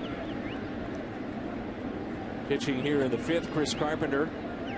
It's Sanchez, Stanton, and Dobbs. 79 pitches so far for Carp. One of those prospects Cardinals traded away. Brett Wallace has hit safely in 22 of 29 games. There's a liner into center and drops in for a hit.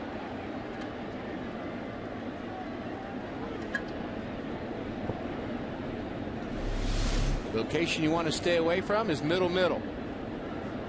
That's exactly where that pitch was. Carper was trying to get that ball away. His command has been off tonight. It is amazing that you see a pitcher at this level miss ever so slightly. The guys at the plate, they don't. They just don't miss mistakes at this level. And that miss we're talking about, I mean, let's be fair to Chris Carpenter and just anybody pitching at that level. You're talking about, yeah, maybe 3 inches different over 60 feet. That's not that easy. Nobody out, runner at first. And this is Mike Stanton. Here comes a 1-0 pitch. Outfield is deep. It'll find the seats out of play. Baseball probably more than any other game, although certainly what football players do, basketball players do is extraordinary. But when you're actually down on the field level and you get a sense of how hard it is to do what they do, it doesn't translate well to television. No, it doesn't. And sometimes it doesn't even in the seats here. In the air out to center. Rasmus makes the catch. Back to first goes Sanchez. Now intuitively, any fan of basketball knows they can't dunk. And I probably can't tackle Steven Jackson. I mean, I know that. But I sure do think I can get a bunt down against Chris Carpenter until I stand up there and try to do it. That is the truth. I'm telling you. Steven Jackson would just truck you. I would. That means he would truck me too. I would Olay. Are you kidding me? I'd be running for cover. Me too. Here is Greg Dobbs, who is 0 for 2. He struck out twice. He's really been a good pinch hitter for them. Right-handed pitching, a reason that he's in there tonight. A couple of home runs and hitting .347 against the righties.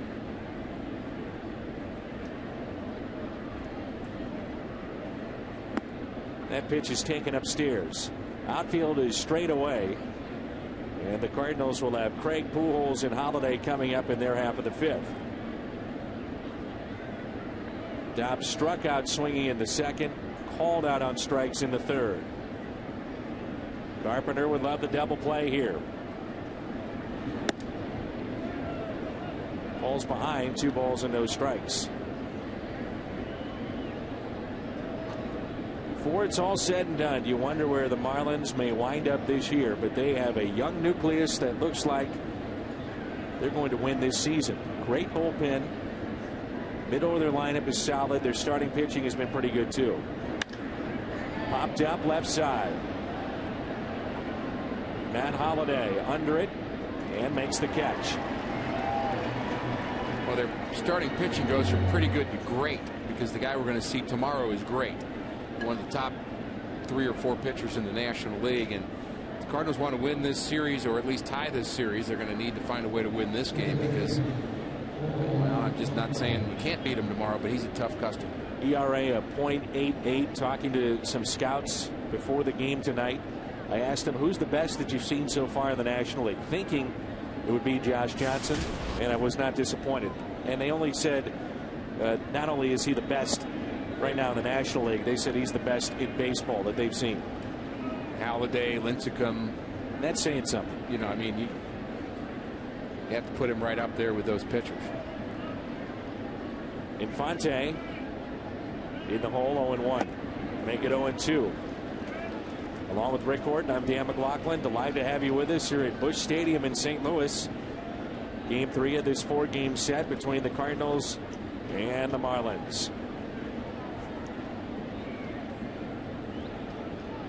Infante, the RBI base hit on that crazy play in the third. Lines it to right on an 0-2 pitch. And Sanchez is on his way to third. First and third with 2 outs.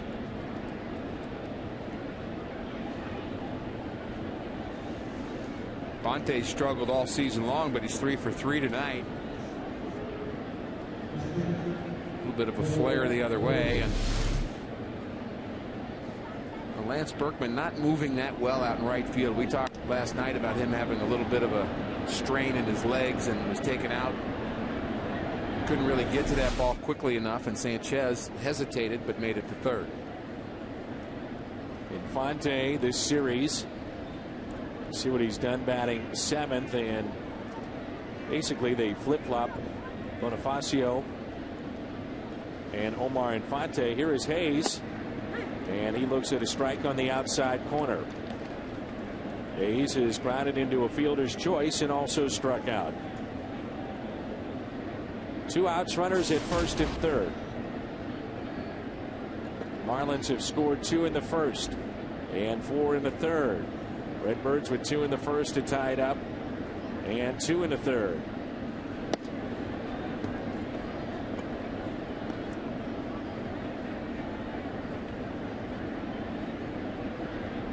Carp's total pitches over 90 now, and probably has one more inning in him potentially. It's another cool night, not a cold night like we had in games 1 and 2 here at Busch Stadium. With the league starting a week earlier, teams in the Midwest, that makes a big difference.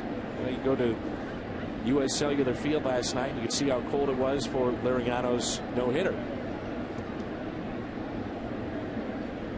Season started early, and the warm weather starting later. It is. It's a count of 2 balls and 1 strike on Brett Hayes. 3-1. Now you do have a base open. A lot of times people just look at first base being open. You do have second, and you've got the pitcher on deck in Vasquez, who is 0 for 2, but he swings the bat fairly well for a pitcher. There's that potential for a big inning. I think you have to go at Brett Hayes here. And he walked him. So a walk by Carpenter. And for Chris Carpenter, that is now 3 tonight. And it brings in the pitcher, Javier Vasquez, who is 0 for 2. He's grounded to second, also grounded out in third. Sanchez, Infante, and Hayes all aboard. The way I look at it is, Hayes probably a 250 hitter, Vasquez a 200 hitter, but you got a 25% chance of giving up a hit to a guy that's going to drive in 1 run, or you got a 20% chance of giving up a hit to a guy that would drive in 2 with a hit. Strike to Vasquez. Carpenter trying to keep this a 2-run lead in favor of the Marlins. You got my math there, didn't you, Dan? Still trying to catch up and figure it all out. I got your point. Good block there by Molina. 1 ball, 1 strike.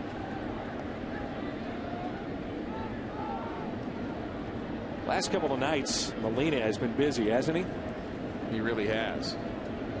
Had a rough night defensively already, but he did throw out Chris Coghlan in the 4th inning with one of his patented throws, but it's just been kind of a sloppy game defensively for him and for others. The 1-1 is tapped foul again. If you're just joining us, the Cardinals have committed 4 errors here tonight. We've had a total of 5 in this game, and the Marlins have out hit St. Louis 10-5. They lead it 6-4. Outfield very shallow, big gap in the left center field.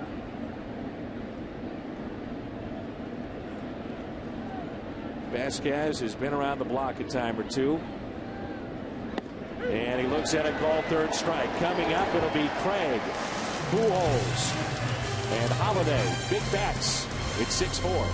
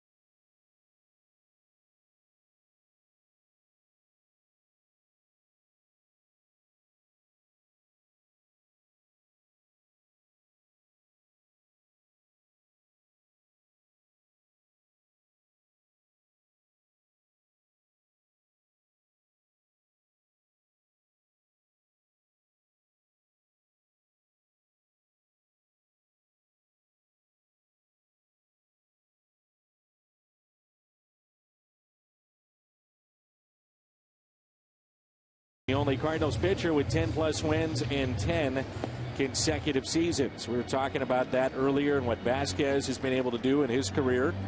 Bob Gibson, 14 straight. And of course, he had the remarkable year in which he changed the sport, 1968. And quite a few of those seasons were a lot more than 10 wins. It was at least 10. Think about that. In the long history of this game of baseball, and you're the one guy that, even though it was the year of the pitcher, people point to you as to why they changed the mound. You're the Wilt Chamberlain of baseball. Exactly. Not sure you want that title necessarily, but you change in a game, that's a pretty big deal. Here's a fly ball down the right field line. Stanton is over and can't make the catch as he goes into the seats.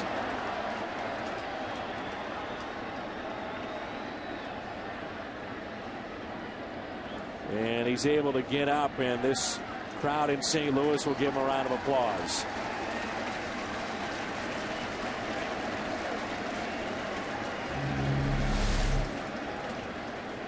Great effort by Stanton. Some players came to the ballpark to get an autograph.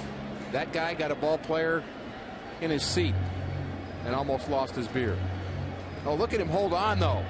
Very impressive.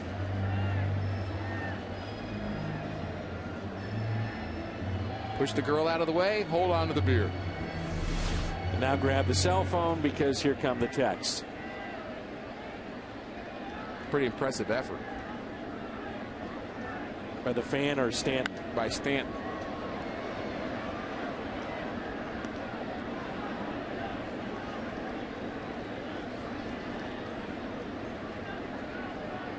No balls and 2 strikes here on Alan Craig. No action in the Cardinal bullpen, so we should see Carpenter for one more inning. The 0-2 pitch in the dirt to Alan Craig. We didn't think that Craig would play a lot at third base.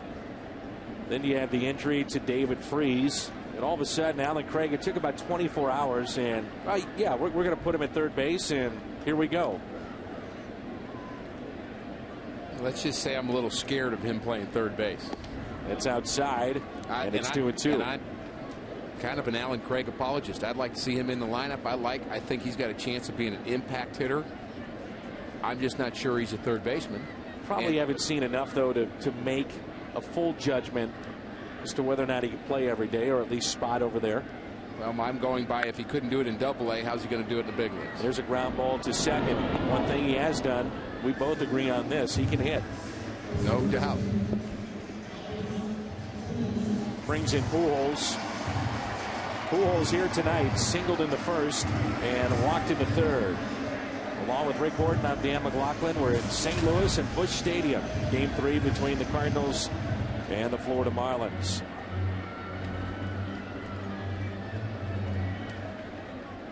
And by the way, I'd like to be wrong about that. I hope he plays third base, and Jose Oquendo, if anybody, can help him get better over there. Great teacher. The secret weapon, former teammate of Rick Horton's. 1-0 pitch to Pujols. We've seen Vasquez do that. That's about the 3rd or 4th time in the game where he really slows things up and gives you that variation of the breaking ball. It was not quite an eephus breaking ball, but close to it. Very slow. The 1-1 pitch to Albert. In the air. Right center. That'll stay in the ballpark as the catch is made on the track. What's on Tap is brought to you by Budweiser. We look forward to day baseball tomorrow. And a good matchup with the Marlins and the Cardinals. Josh Johnson, one of the best in baseball, .88 ERA. Jake Westbrook, 2-2. Westbrook is 1-0 in 2 career starts against the Marlins. And here is Matt Holliday. One thing we've seen about Westbrook, the last 2 starts, he's starting to get those ground balls. 76% of the baseballs that are put in play against Westbrook are on the ground. That's the right number for him. notorious slow starter. Here's Holiday with a long fly ball that'll stay in the ballpark, shy of the track. And the Cardinals go in order as we head to the 6th.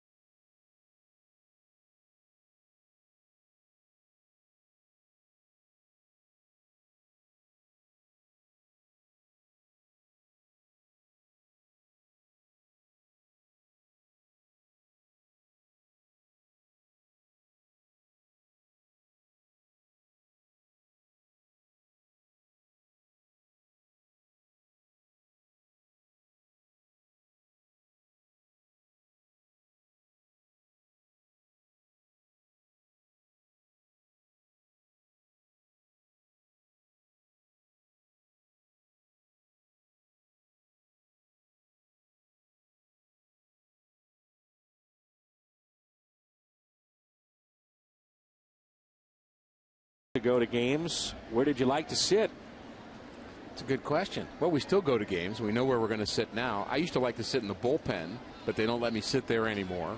But frankly, if I'm coming as a fan, I prefer to be about even with either the first baseman or the third baseman down the line. I think you see the fullness of the game there. You see the velocity of the pitches, tell what a pitcher's doing, and you may lose a little bit of that right behind home plate. I like to be maybe just over the dugouts, which of course would have been a vantage point I had for a long time. How about you, Dan? Well, here's a ground ball to second. Descalso makes the play.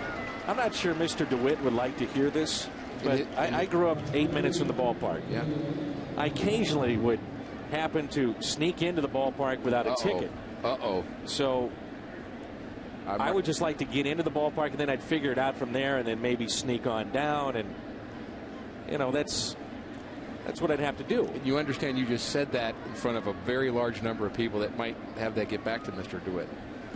Well, Mr. DeWitt, I'm sorry. I'll just say it right now. It happened. But where did I like to sit? Same area. Yeah. But I did, in all seriousness, like to come to the ballpark early. I like to watch Mark Whitten throw from the outfield and Ozzie Smith take ground balls. Ozzie Smith would get on one knee deep in the hole. Forehand, backhand, never look at second base. So we always knew the feel of if he got a baseball in the hole and had to be quick with it, the muscle memory of it. And I also watched him throw the first two. So you saw it translating from what he did before the game to what he does in the middle of a game. It's part of what that batting practice is all about. Bonifacio, by the way, wondering whether or not Carpenter would be unhappy with him, showing no signs of that really. There's a fly ball, left center, and Carpenter gets out number 2. This Saturday, 12,500 men, 12,500 women, ages 16 and older, receive a blue Cardinals hat with a plaid print, courtesy of our friends from U.S. Cellular. Still good seats available. We'll get our first look at the Milwaukee Brewers this weekend. Dan, one of the things I was taught as a starting pitcher is you have 3 3-inning games. Separate them into 3 3-inning games. Carp had a bad first game. Then you start from the 4th, 5th, and 6th and say, I'm going to win that game, and I'm going to throw up 3 zeros there and just win that game. And then if you get a chance to pitch the third, do that. And I think Carp now just 1 out away from having a very successful second of 3 games. And that's going to give him a chance to maybe be a winning pitcher in this game. The Cardinals score in the 6th, or at least give his club a chance to come back and win. It's close enough. It could have been a lot worse. 0-2 here on Hanley Ramirez. By the way, I was a kid when that was happening. I'd sneak in every once in a while. It wasn't last week. I get that. Okay, thank you. Now I got it off my chest. Back to Carpenter, and he will underhand to first. And a 1-2-3 inning for the big right-hander of St. Louis.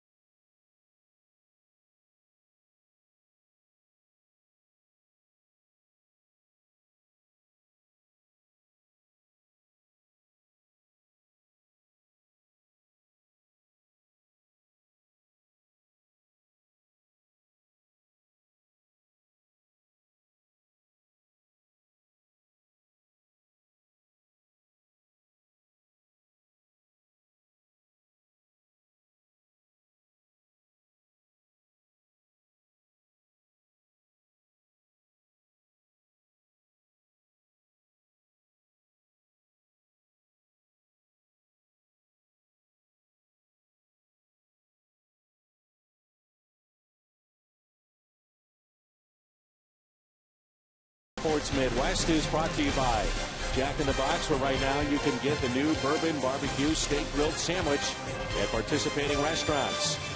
And by Kia. Along with Rick Horton, I'm Dan McLaughlin.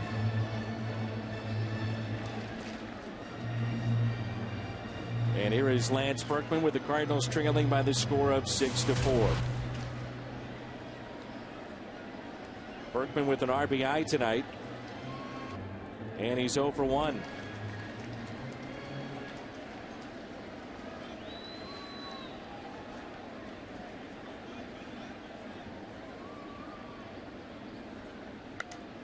First pitch is popped up to the left side. Ramirez over, calls off his third baseman and makes the catch.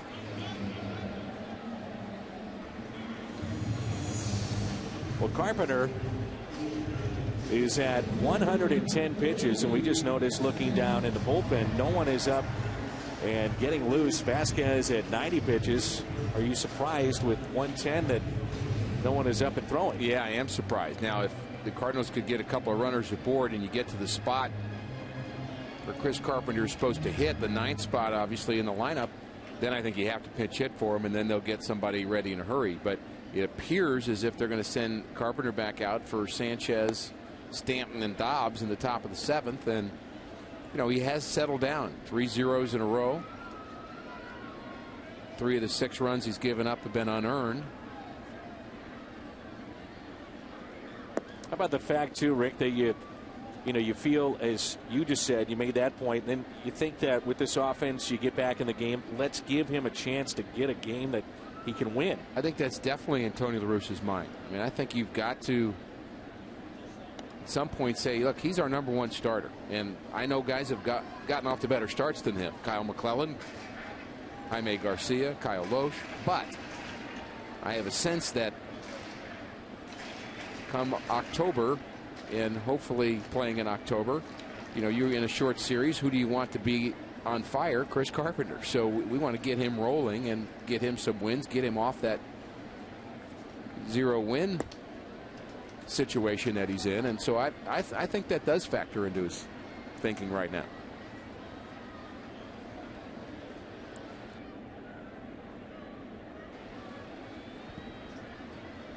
Here's a 2-2. And Colby just got a piece. Maybe another factor that plays into this too is it's a very cool night. It's not like you're in the middle of summer and it's 100 degrees out there, which some nights we've seen Carpenter. He's one of those guys that sweats a lot, can get worn down. You know, that might factor into it too. I think it is a factor. It's also, you know, the number 110 pitches is kind of a tweener. I mean, if it was 105, you'd say send him out. If it's 115, you'd say no. I mean, so it, you know, of course, it's just a number. It's how you feel and how many pitches you've thrown under stress, which unfortunately that should be a little bit higher in this case because he's had his share of stress in this game. And a walk to Colby Rasmus.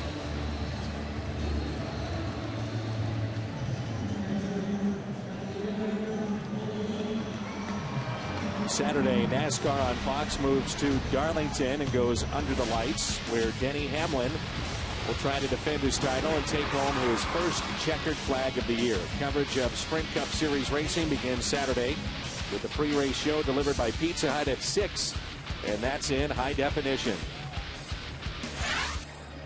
Now Batista gets up.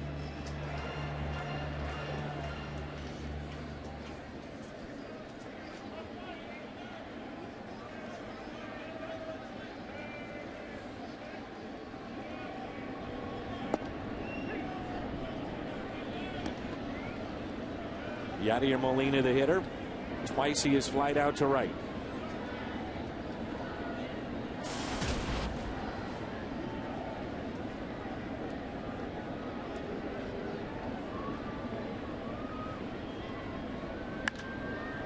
Shoots it that way again. Some action now in the Marlins bullpen, and usually if you're just getting a pitcher up, you've already committed your current pitcher to at least 2 more batters. I think that's a fair statement. You know, perhaps he could pitch to the 3rd guy, but it's a right-hander up there. I'm surprised there's not a left-hander getting loose. Descalzo batting next is left-handed, but you're already committed to Vasquez because you've just started your reliever just now. 0-2 is hit down the left field line. It's hooking and foul, which is the point that you brought up last night. When you look at the Marlins, they have a pair of lefties out there, and Descalzo was coming up. They did not use the lefty, and sure enough, he made him pay.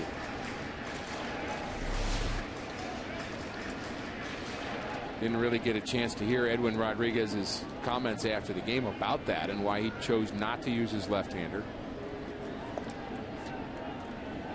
You know, some managers will just make that decision on how their starter's throwing at that moment, but you know, this was a case of bringing in another reliever, a right-handed one, and maybe he just felt like he was their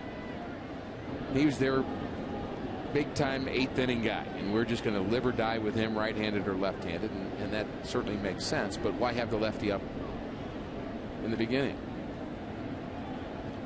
0-2 the count on Yadier Molina. 1-2. And time is called. Vasquez, it looked like he threw a breaking ball on a pitch out.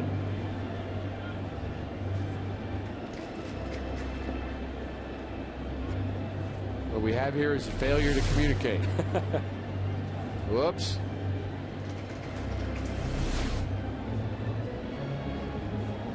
Not sure I've seen a curveball on a pitch out before.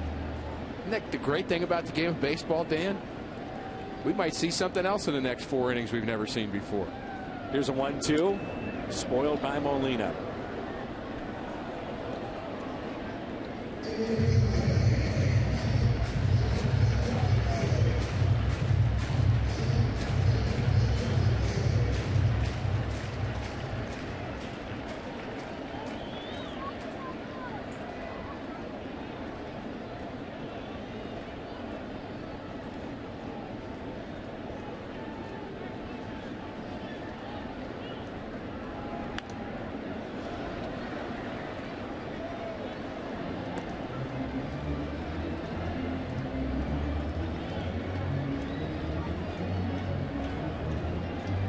Seen pitchers drop the ball in the middle of their windup.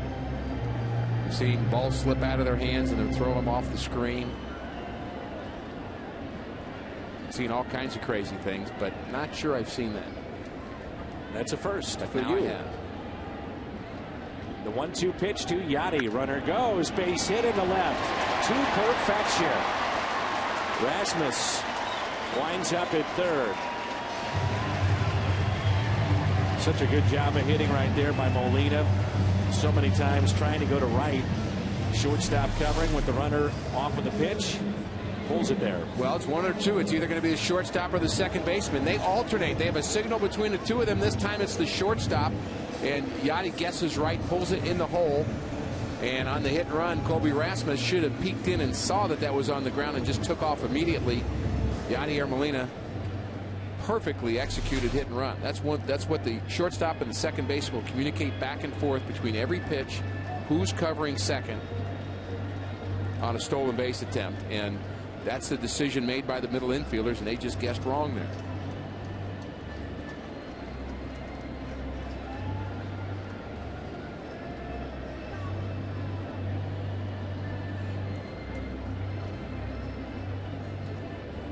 And Descalso is up again, and a chance to do some damage for the Redbirds.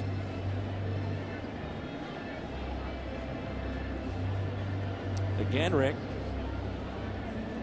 no lefty up. Usually it doesn't take lefties all that long to get ready anyway. And from the right side, the Cardinals could counter with Tyler Green, with Nick Punto from the right side, who's limited, with Gerald Laird. But it's not that they've got a big-time right-handed pinch hitter off the bench that you're necessarily afraid of. Some clubs, you have to think that. Maybe Alan Craig's on the bench. Maybe you'd say, well, I just as soon pitch to Descalso righty to lefty than have to face Alan Craig against my left-hander. Strike taken by Descalso. Looked to be low and away. He's 1 for 2 tonight.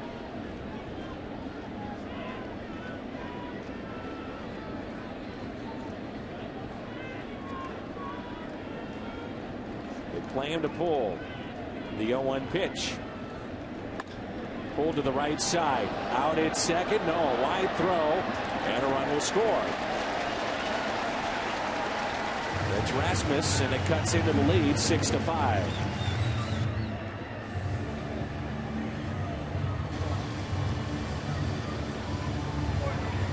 This should have been a double play. A wide throw by the first baseman. Now Yadier Molina gets the return the favor. I'm going to take you out. It wasn't Ramirez the first time, it was Bonifacio, but Ramirez ended up getting involved in that little deal. And again, that's just good hard baseball. And Descalso with a bit of a break there, although he hit that ball pretty well, just right at the first baseman, ends up with an RBI.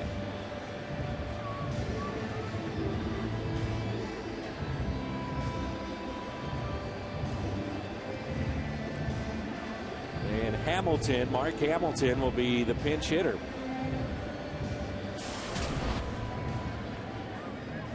That'll be it for Carpenter at 110 pitches.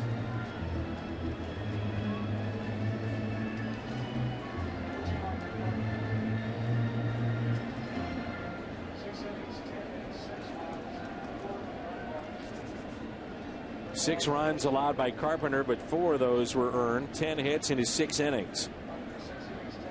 2 outs, and here's Hamilton. Looks at a strike on the outside corner.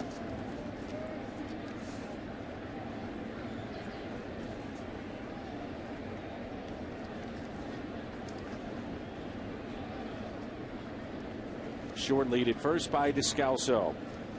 The 0-1 pitch. Fought off. Little pop up on the infield. Sometimes you have to have a little luck. It's a base hit for Hamilton.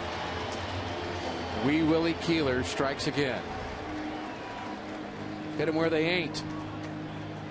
Not very good grammar, but a good result for Mark Hamilton. He gets jammed. I mean, seriously jammed. And this ball just doesn't come up. It bounces to the left.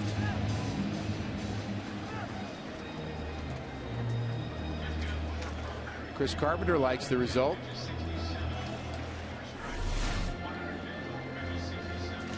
Under 10 pitches tonight. 67 were strikes for Carpenter. And now it's Ryan Theriot. love to see Carp get a win in this game. The only way it's going to happen, Cardinals are going to have to push 2 across here. 2 on, 2 outs. And Terrio, foul tip for strike 1. Carpenter, Dan, is one of 3 pitchers in baseball with at least 6 starts with an ERA under 4, and it's still under 4 with this outing here tonight without a win. Tim Stauffer for the Padres, John Danks for the White Sox, and Chris Carpenter with the Cardinals without a win.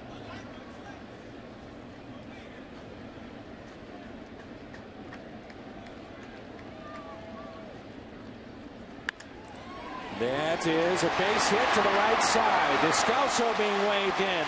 Throw to the plate. Save!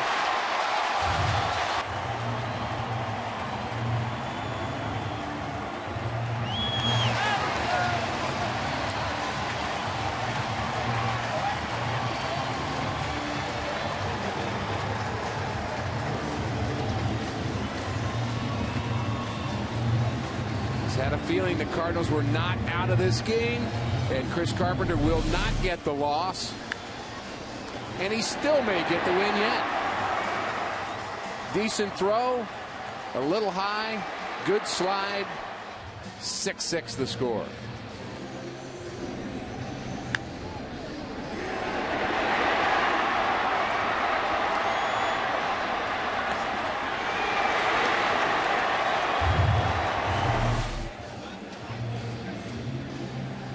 So Terrio delivers. We're tied up at 6-6. Pitching change upcoming for the Florida Marlins.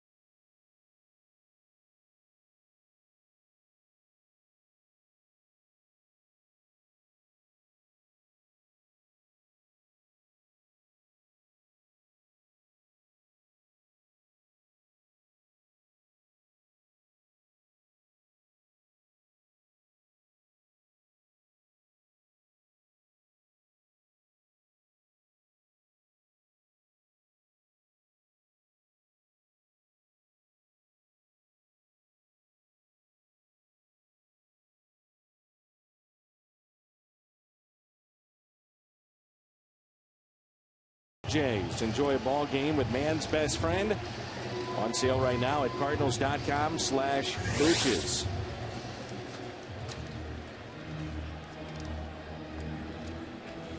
Alan Craig will be the hitter. And this is our Chevy called to the bullpen. And it's Brian Sanchez to face Alan Craig. Cardinals with one more opportunity to give Chris Carpenter a potential victory in this game. I'll tell you one thing, the Marlins certainly lead the league in Sanchez's. 1.80 ERA. Good numbers for Sanchez. Former Philadelphia Philly.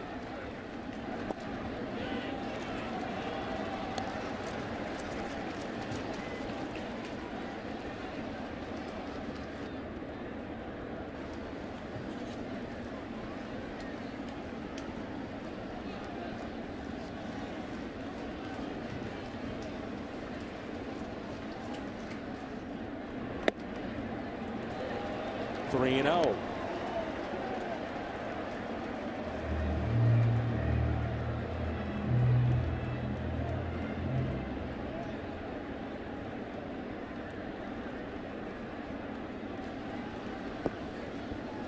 Albert Pujols on deck. Here's a 3-0 pitch. He walked him. Bases loaded for Pujols. I'm liking this. This would be the perfect time to bust right on out, huh? Pitcher struggling with his control. Albert with a hard hit in the first inning. Walked in the third inning. Flew out deep to center field in the fifth inning. And he loves to hit with the bases loaded, and the fans, I think, know that.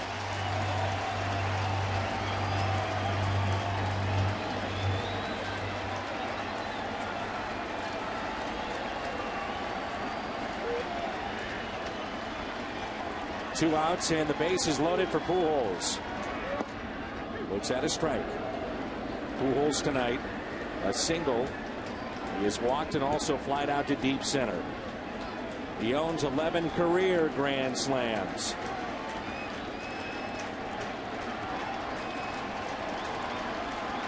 The 0-1 pitch.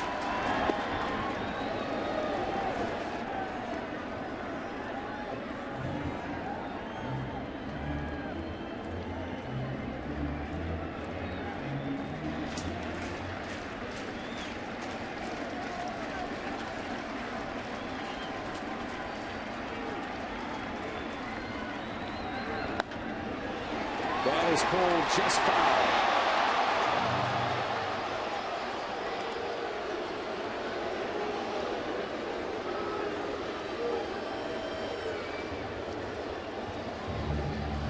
I don't think the Cardinal fans are booing the call as much as they're just booing the luck of Albert Pujols right there, as that ball just barely foul. Not by much.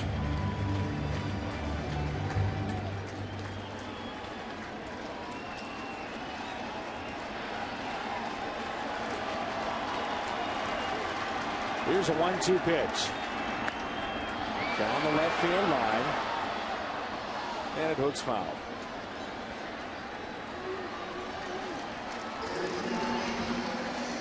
Kind of been a year of almost for Albert so far.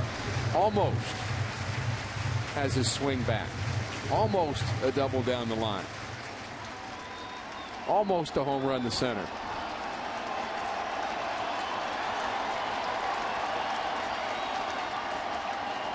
On 1-2. Pujols hits it to short. Ramirez up with it to second. Out. Cardinals strand the bases loaded. We're tied up. It's 6-6.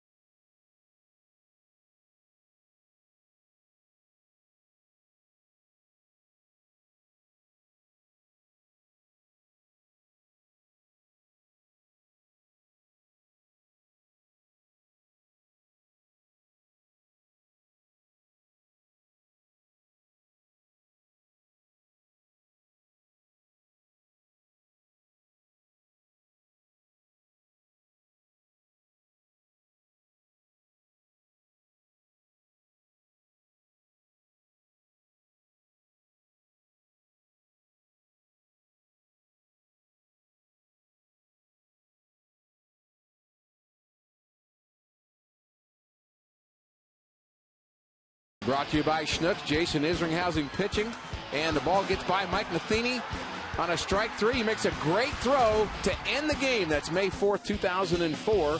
Our own Mike Matheny. Big-time play by a big-time player, and now he's one of ours. We've got a brand-new ball game here at Busch Stadium. 6-6 is the score. Miguel Batista will take over for Chris Carpenter. Carpenter went 6 innings, 10 hits, 6 runs, 3 of them earned. Descalso moves over to third. By the way, that this stayed in baseball history as you get a look at Punto. He takes over at second. That was the first ever game played by the Cardinals at Citizens Bank Park. And oddly enough, Chris Carpenter got the win that night for the Redbirds. So it's a Chevy call to the bullpen. Batista comes in.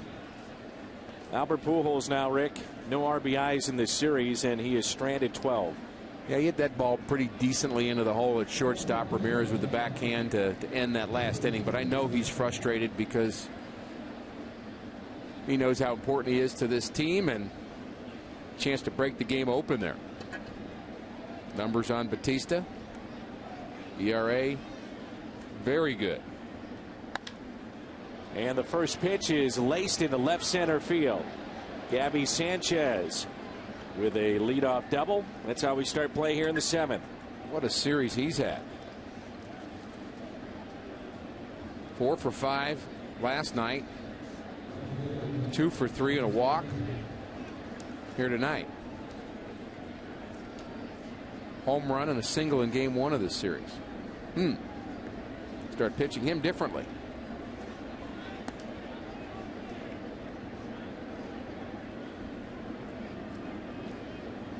Lots of offense and pretty even.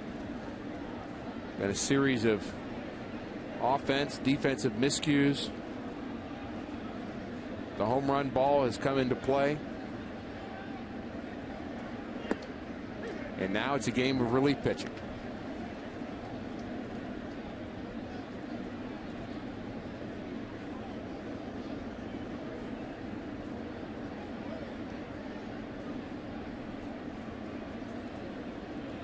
Here's the 0-1 pitch to Mike Stanton.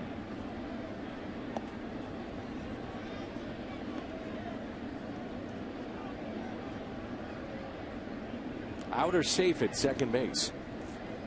I thought he was out. Not sure what kind of jump Alan Craig got on that play.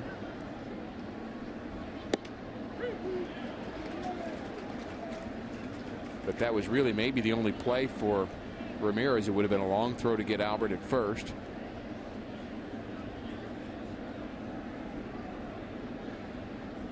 Guy you feel for is Chris Carpenter.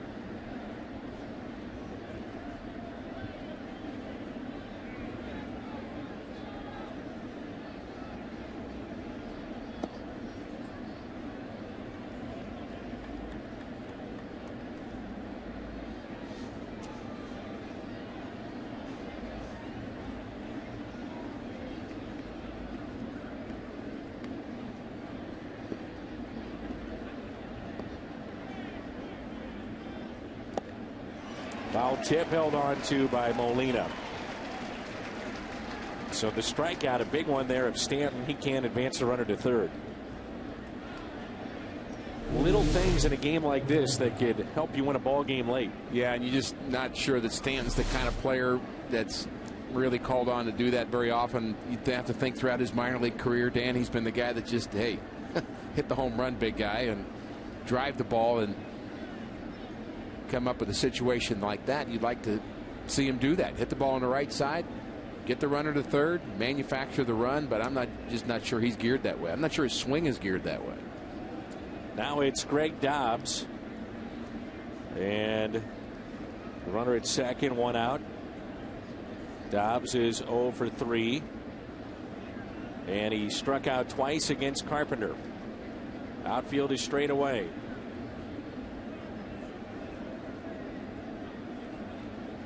The Redbirds have been out hit 11-8 in this game. We're tied up at 6-6. Out of play.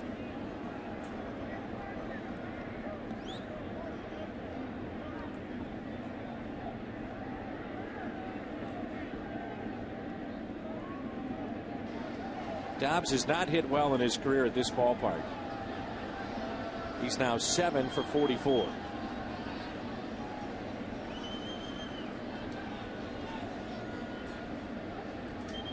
0-1 pitch from Batista. Here it comes.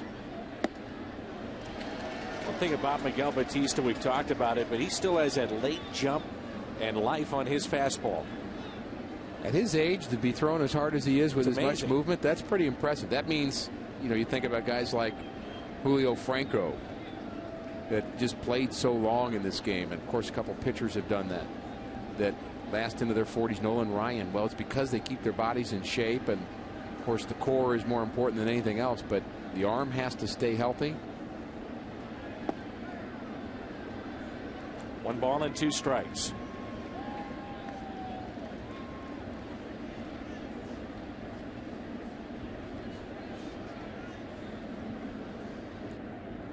The well-traveled Miguel Batista.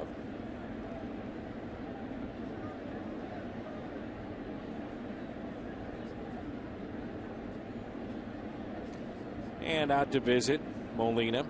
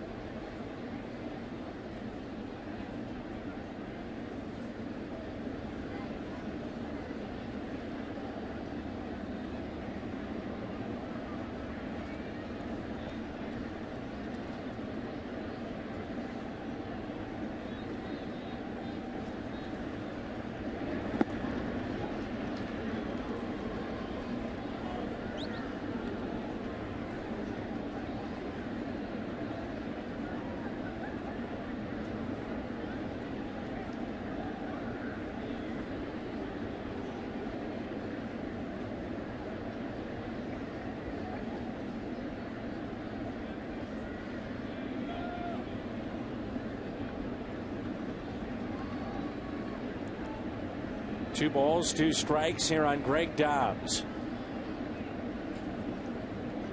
Go ahead run out at second base. Next pitch by Batista.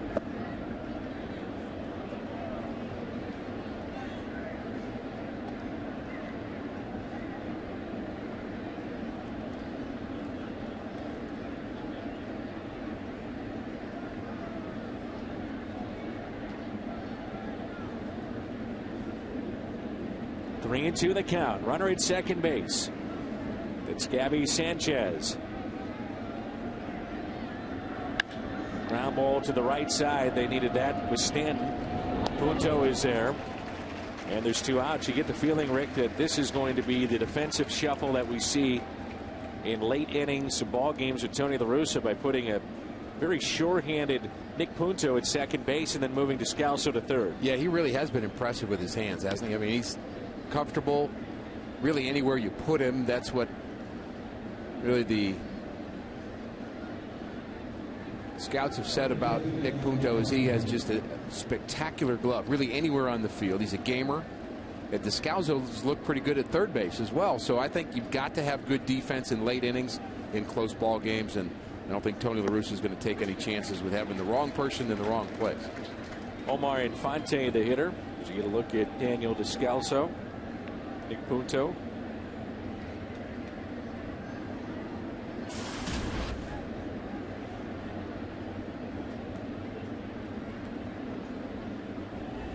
Game over from Atlanta with left-handed pitcher Mike Dunn for Dan Uggla.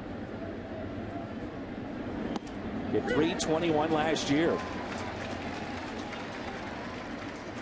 And 151 hits a season ago. Infante not happy with that call, but right on a corner. 0-2 the count with 2 outs and a runner at third.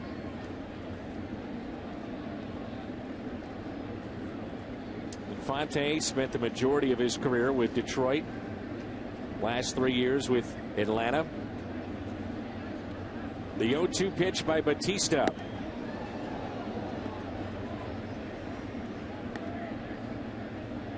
All right, now you're 1-2. Just brushed him back. Just the slider on the outside portion coming up here. Well, there's 2 options. You go back outside with the off-speed pitch, or you double up on the fastball.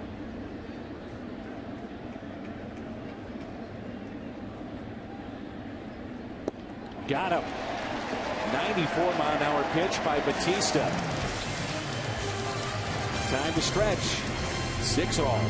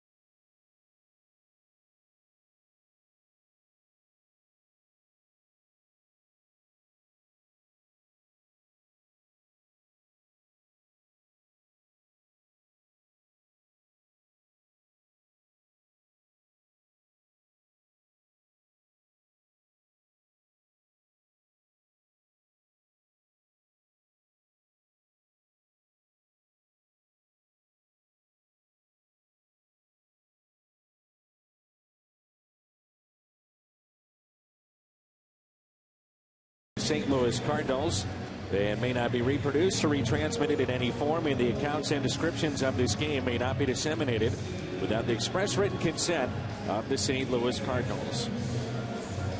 6-6 game, and here is Matt Holliday. Anybody want to bet against Matt Holliday hitting the ball hard somewhere? Sanchez 9 pitches in his first inning of work, and a strike at the knees.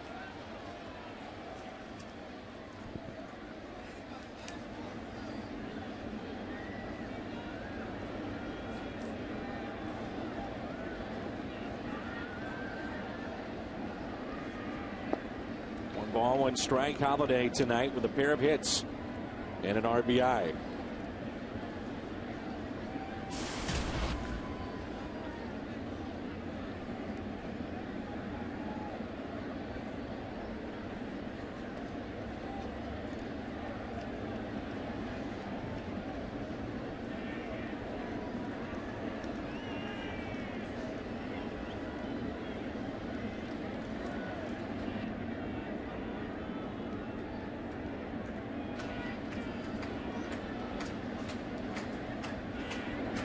Outside, 2-1. Check that, 3 balls and 1 strike. Always tough for a pitcher with a hot hitter at the plate. You don't want to give him a good pitch to hit. The count always seems to be 3-1. Watch out here. And he walked him. A leadoff walk from Matt Holliday. And now you get a hitter that, and we're going to have a double switch here, but that has been working counts, been finding ways to get on base, and that's Berkman, and probably a smart move here to turn him around. Yeah, I think it makes sense to make him hit right-handed. You have Colby Rasmus hitting behind him, so we're going to see a left-hander in a minute.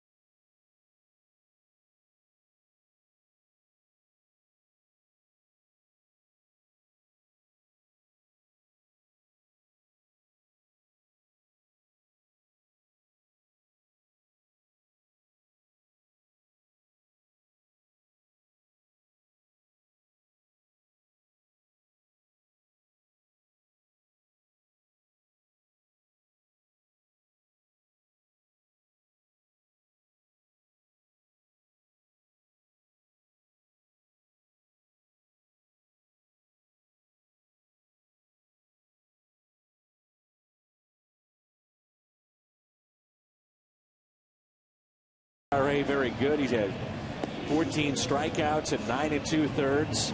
No home runs, so tough test here for the Redbirds. Yeah, Dunn's one of the players who was traded over with Omar Infante for Dan Ugla.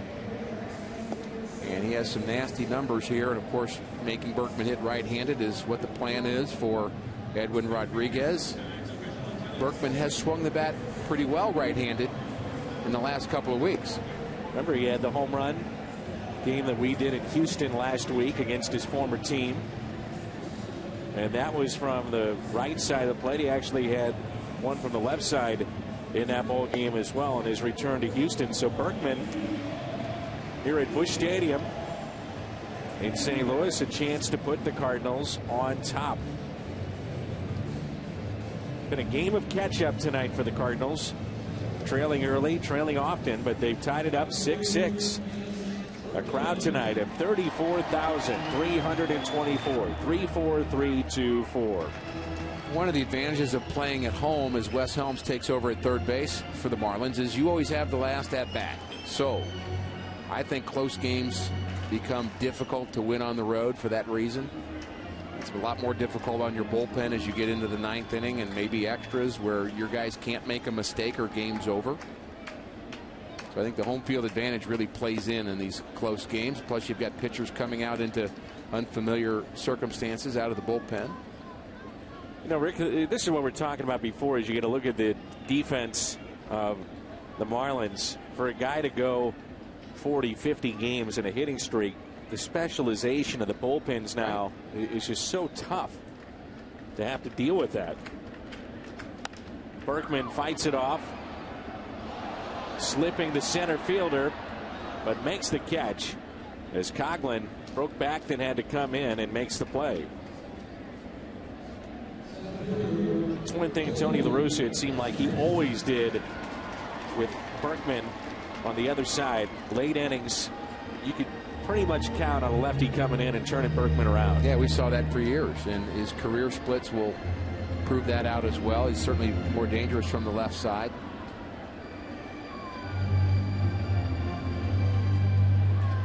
Here's Colby Rasmus.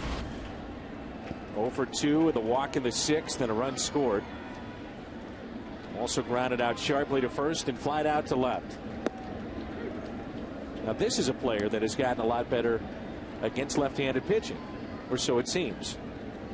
And the key is to just have a good at-bat. Even if you don't have quite as much production, just make sure you're covering the plate, not giving the at-bat away. Stay in, keep your front shoulder in, try to drive the ball the other way. 1 ball, 1 strike. That pitch designed to keep you from keeping your front shoulder in.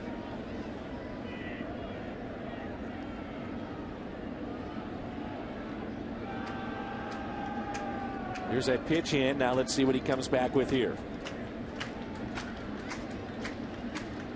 The 1-1.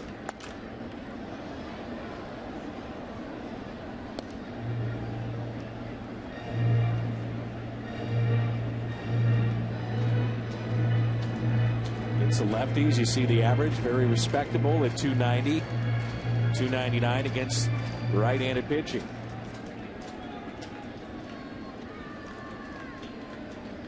Outfield shades him to the right side to pull just a bit. Just missed on the outside corner. It's 2-2. Molina on deck.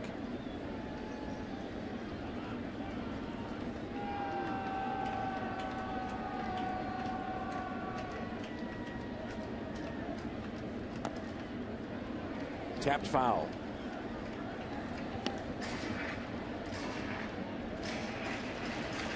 No more for Colby Rasmus to be looking over his shoulder, wondering if a Rick Ankiel is going to play that day or who might play center field. It is his job.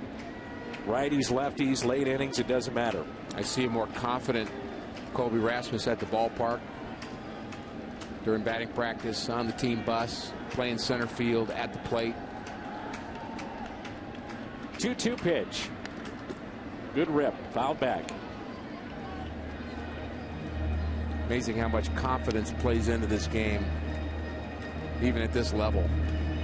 You'd say, well, they all have to be confident if they're in the big leagues. Well, that's true, but I think Colby Rasmus really feels like he belongs here and he's going to stay here. He doesn't have to, as you say, look over his shoulder. He just go out and do what he does well, and that's play baseball. Count is even. The 2-2 pitch on its way. Foul back again. Good at bat here. There's a couple of pitches he's been right on. A couple of good swings.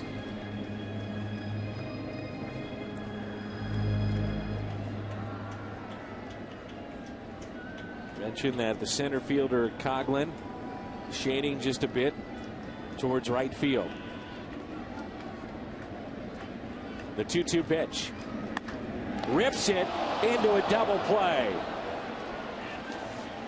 Gabby Sanchez gets the liner, and that's the second time that Colby has hit a bullet to first. This time it results in a double play. We head to the 8th, and it's 6-6.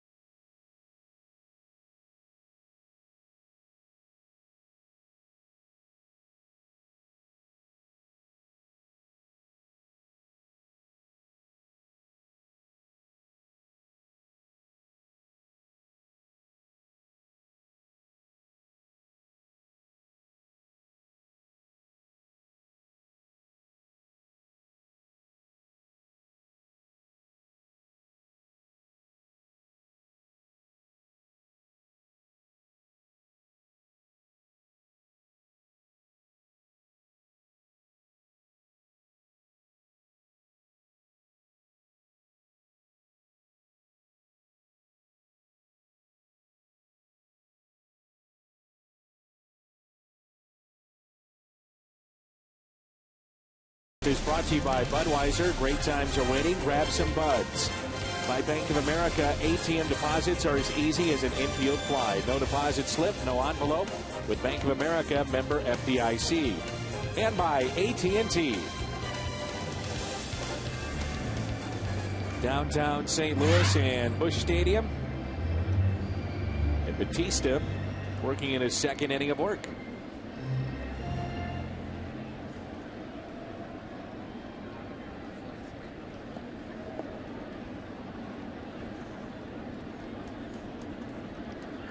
Brett Hayes, 8th place hitter.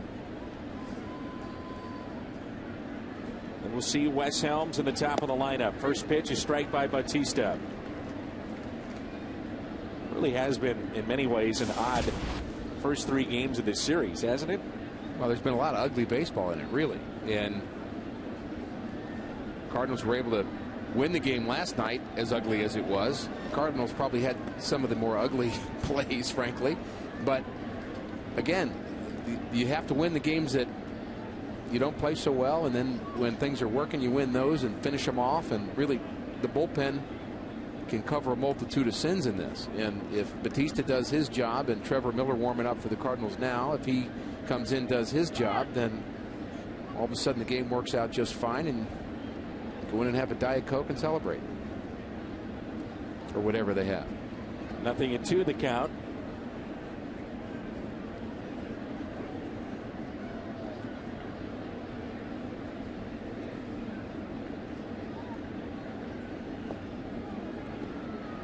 One and two.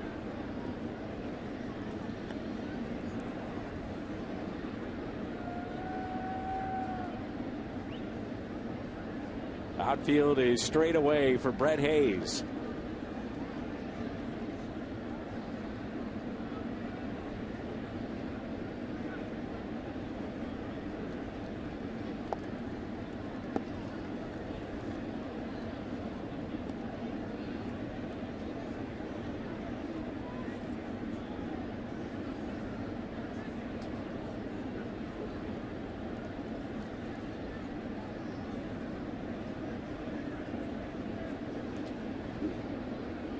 Leadoff man here in the top of the 8th, Brett Hayes. Here comes a 2-2 pitch by Bautista.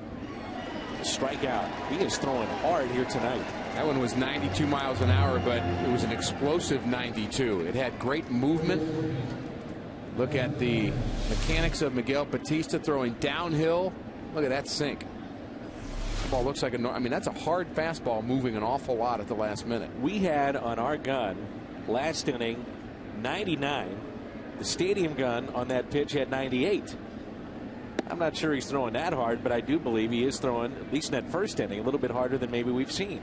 Yeah, I'd say low 90s, 92, 93 is what he's throwing, but that's hard enough. But the movement added on top of that, tough to hit. It's probably a young pitcher watching tonight, Rick, saying, all right, how do you get that movement? How do you get the downward action with that kind of pitch? Well, it's hard to get movement if you don't have downward action. If you're not throwing the ball downhill, if you're throwing the ball on a flat plane, like if you can envision pushing the ball, you're not going to make the ball move. It's going to be just straight as an arrow. You've got to get on top and be able to have enough, in some cases, grip and finger pressure to impart a little bit of spin on the ball and allow your fingers to impart that spin, still throwing the ball hard enough, and then the ball's going to take off. And it depends on, you know, the 2-seam versus the 4-seam is where that comes into play. The 2-seam tends to move more than the 4-seam does. And on a 3-0 pitch, Helms is hit, and the go-ahead run is at first base.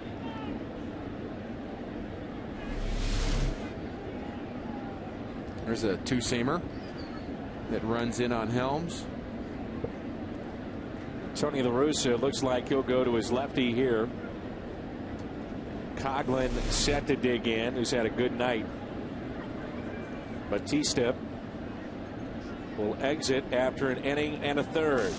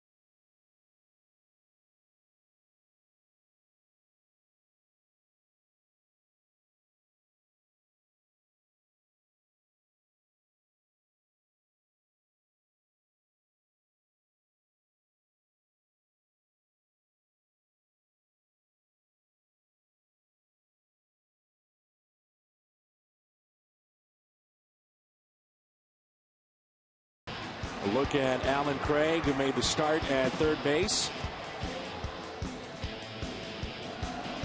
earlier tonight with a play to his left.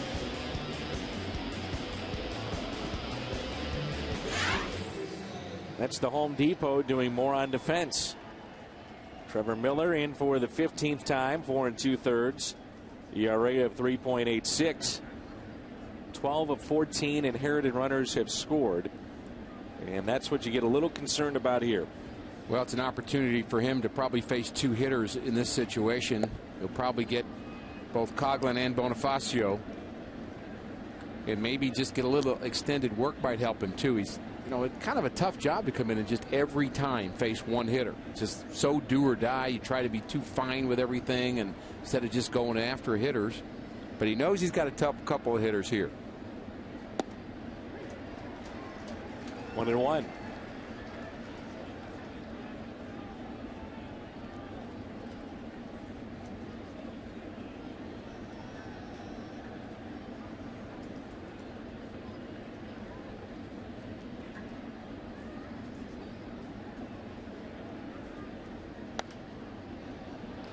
That's out of play. 1 ball and 2 strikes on Coghlan.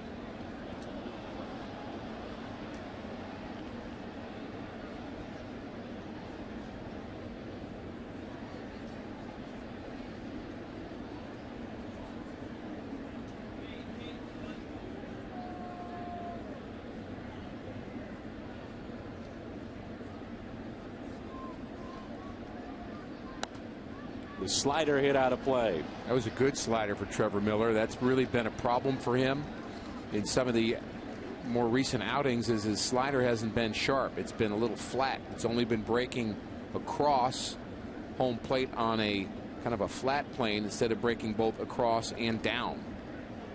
The sharper slider also goes down. He's going to come back with a fastball, try to freeze him on the outside corner here.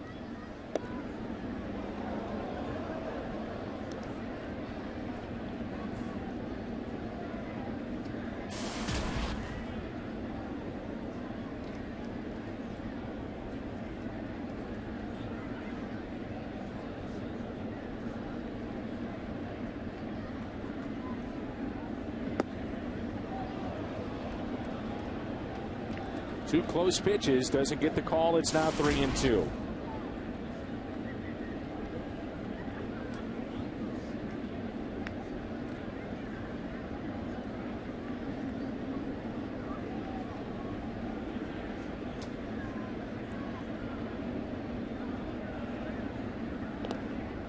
So the Marlins want to start. The runner Helms. I think fans often misunderstand, and it's easy to misunderstand what Yadier Molina is doing in between pitches when he looks into the dugout. He's not getting signs right now. He's trying to find out whether or not a pitch out is on or whether or not Tony wants him to throw over to first. Calling the game is his job. The 3-2 could be a double play. Out at second. No, at first. Safe.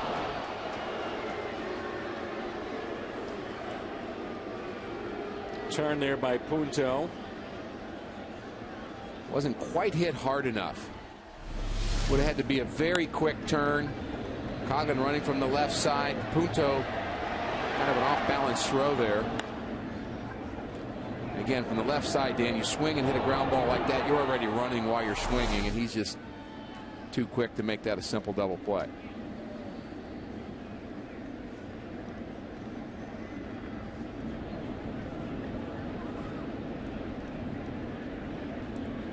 Two outs and a runner at first. Emilio Bonifacio.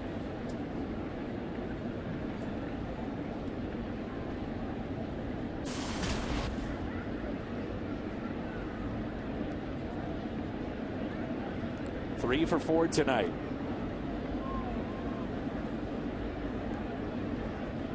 Outfield is straight away. Bonifacio, Rick, has been involved in just about everything, it seems like, here tonight. We're not sure whether he's the star of the game or the kind of the goat of the game, or he's kind of just pretty much everything. Kind of guy that gets under your skin, too.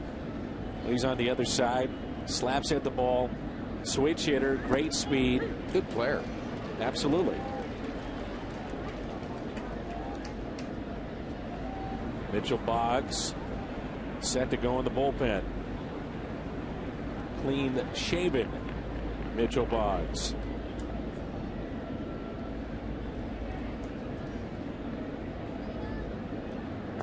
Bonifacio was picked up 2008 from the Nationals. The Scott Olson and Josh Willingham deal. Again, it's another one of those trades that's inside your division. Can't teach speed either, and he has plenty of that.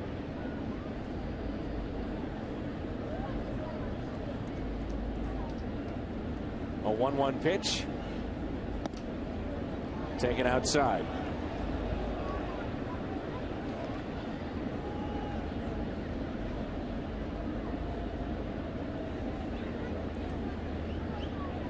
Can't teach speed, but I'm also not sure you can teach the hand-eye coordination and the bat speed that hitters have at this level. That's just another gift too. Cardinals at one point started drafting guys, Dan, after the Vince Coleman era, that could just flat out fly. Thought they could teach them how to hit.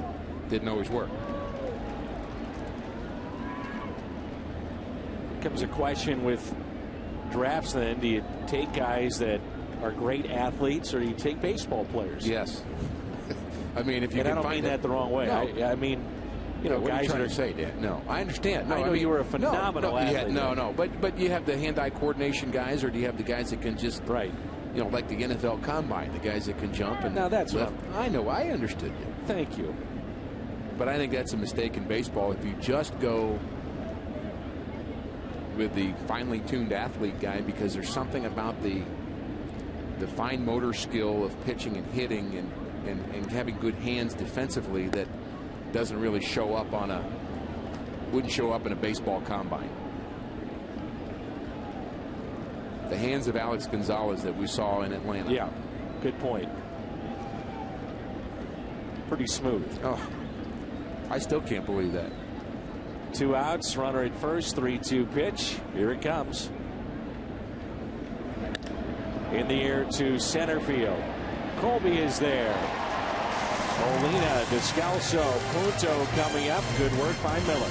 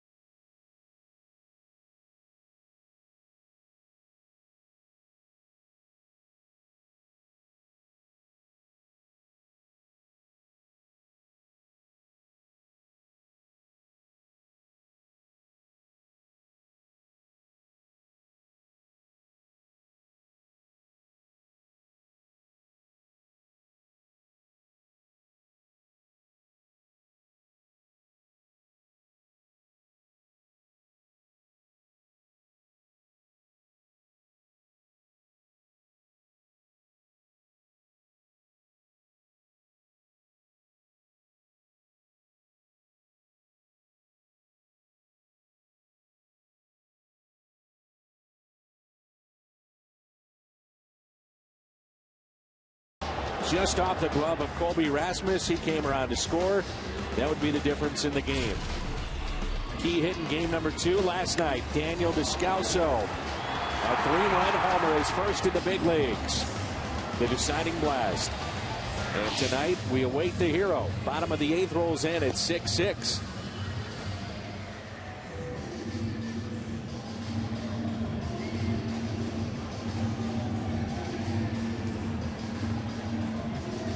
And in a game like this, you're going to have a hero offensively, but you're also going to have a lot of heroes out of the bullpen. Trevor Miller and Miguel Batista have done a good job so far. So has the Marlins bullpen. Who's going to blink first? As we told you earlier, been saying this in this series, is that the Marlins, their bullpen so far on paper has been very, very good and outstanding.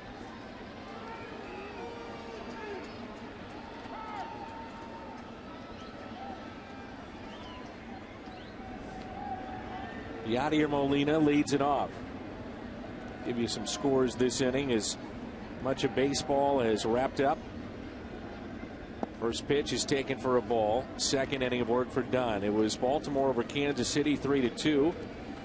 San Francisco beat the Mets 2-0. Phillies over Washington 7-4. Detroit blanked the Yankees 4-0.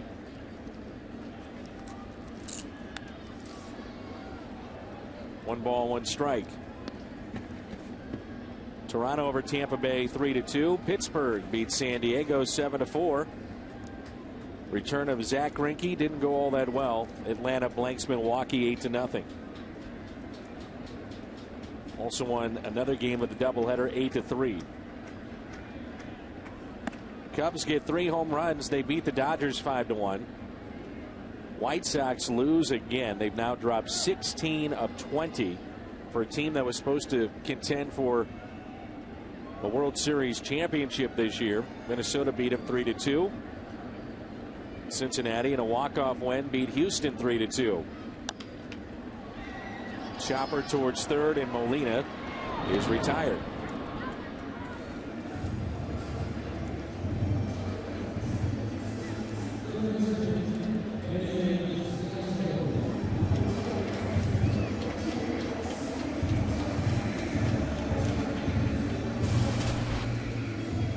Descalso is now hitting .242, 1 for 3 tonight. Be a tough matchup for Descalso against his left-hander Dunn, who was actually signed as an outfielder and was converted to a pitcher because he can throw 93 miles an hour like he just did. No wear and tear on that arm, you would think. I'm sure he pitched some in community college where he signed. He was in a small community college in Nevada, and I'm sure he pitched and played the outfield, but somebody thought, well, we'll draft him as a hitter. Then they changed their mind on that. You have a left-handed pitcher that can throw strikes and be effective and get left-handers out. There are jobs to be had. Here's a 1-1 pitch. Check swing, and he went around. Descalso's lone hit tonight was back in the fourth.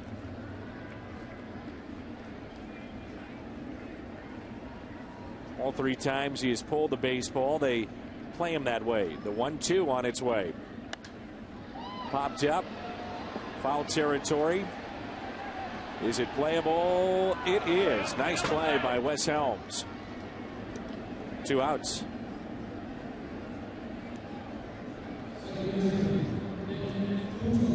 Nick Punto, the final hope for the Redbirds here in their half of the 8th. He gets a little bit of help over there by the railing by his teammates. Pretty nice play.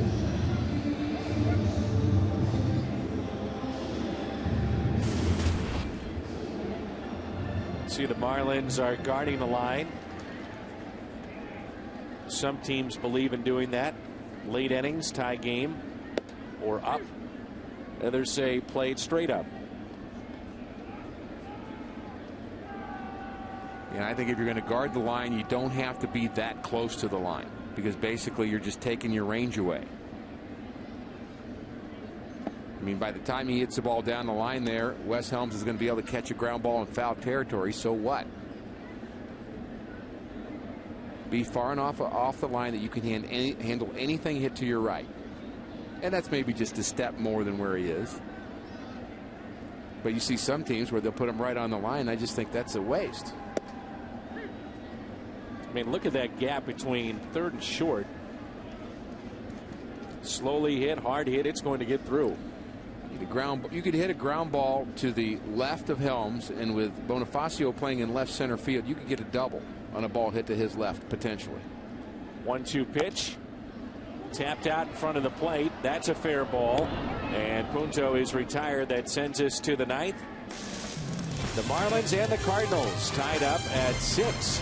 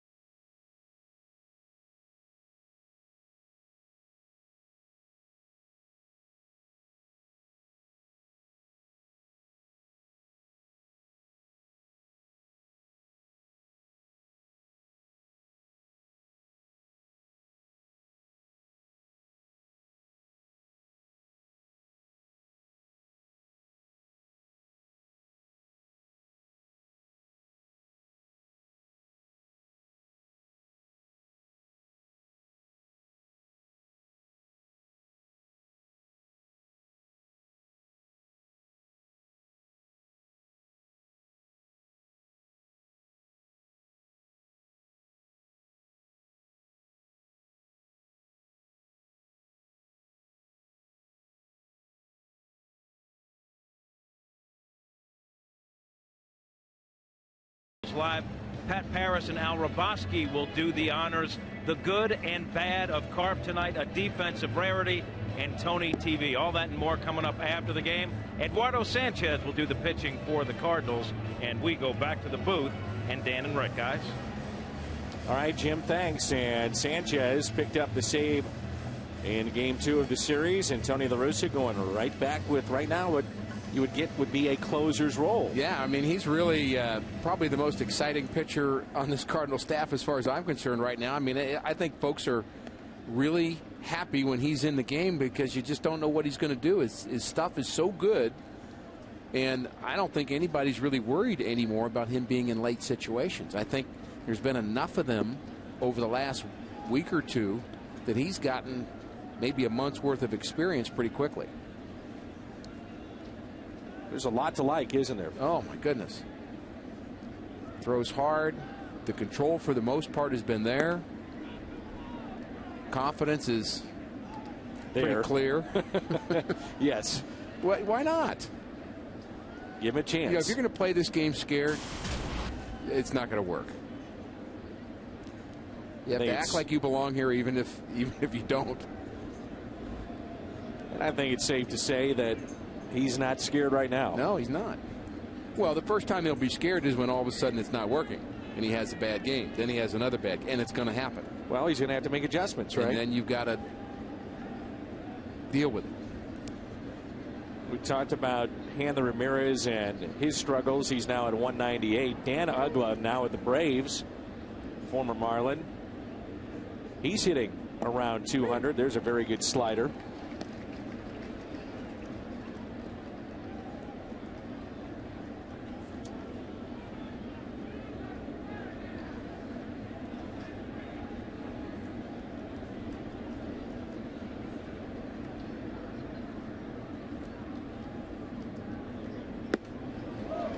Well, that's 94. That's really the difference that you've seen in Sanchez and maybe Jason Mott when he first came up, or even Mitchell Boggs.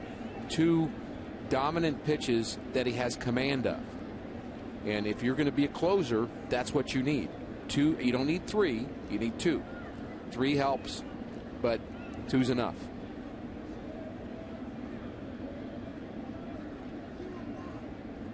The 0-2 pitch. Looked to be pretty good. Where is that? That's a bad call right there, and I think he just painted him on the outside corner. I mean, this couldn't be a better pitch. That was just a, well, surprise to Bob Davidson. He got fooled. On a fastball? Well, trying to give him a break here. Here's a 1-2 pitch. Slider in the dirt. 2-2.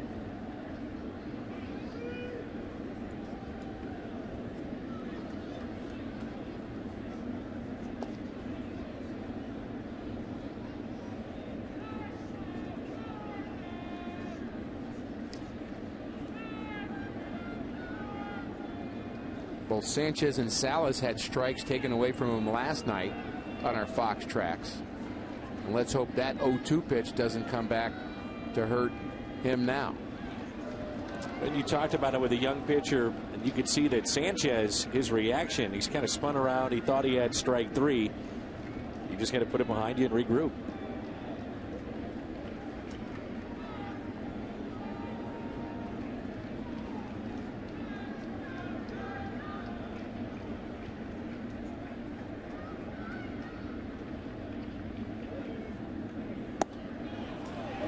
Goodness.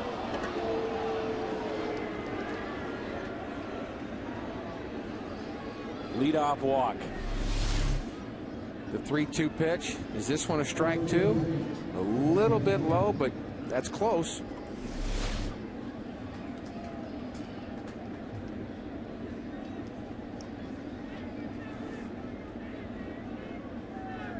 Well, he has to find a way to overcome this, Dan.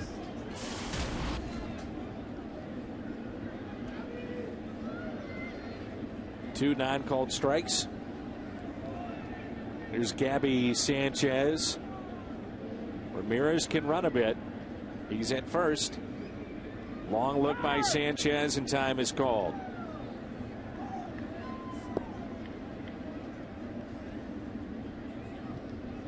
You just feel how frustrating that is to our viewers and to Cardinal fans that are just, that's not fair. I mean, I'm just bothered by that. I mean, I'm bothered by it. But what if you're Eduardo Sanchez? How do you feel? Now you've got more work to do. You've just walked a guy that can fly, that's not hitting very well right now. You threw an 0-2 pitch, 93 miles an hour, exactly where you wanted to on the outside corner, and didn't get the result you deserved. Now you're facing a guy who's red hot. Slider on the outside corner.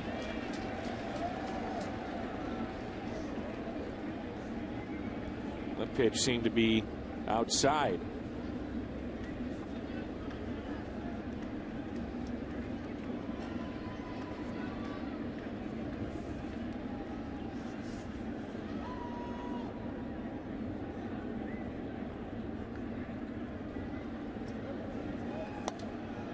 And that's it out of play.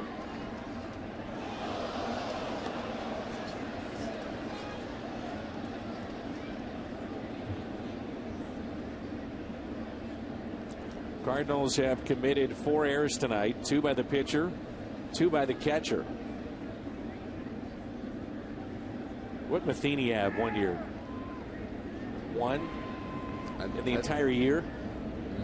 I think he's had none. Didn't he have? I thought he had an errorless year. Yeah, 1 errorless year. And then I think the next year was 1. The 0-2 pitch.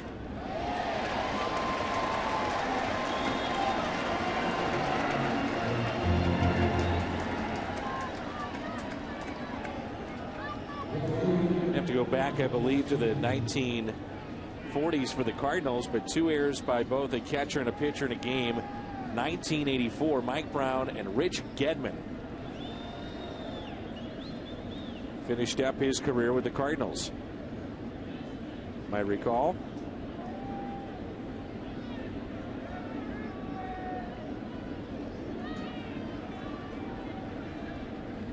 Here's Mike Stanton. Takes a pitch low. Stanton with a strikeout, a fly out, fielder's choice. He has scored a run and also bounced into a double play. Another one of the really unique things about the game of baseball is that we can come up with that number of when the last time a pitcher and a catcher both made 2 errors in 1 game. And that's pretty an interesting thing. Bring up old names of the past, Brown and Gedman. In the air to deep left center field. High, towering home run. Mike Stanton with a 2-run shot. The Marlins go on top. It's 8-6.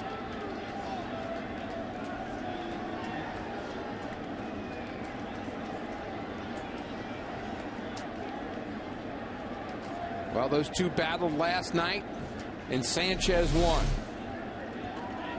Tonight, it's Stanton's turn. Fastball middle in. Great young talent.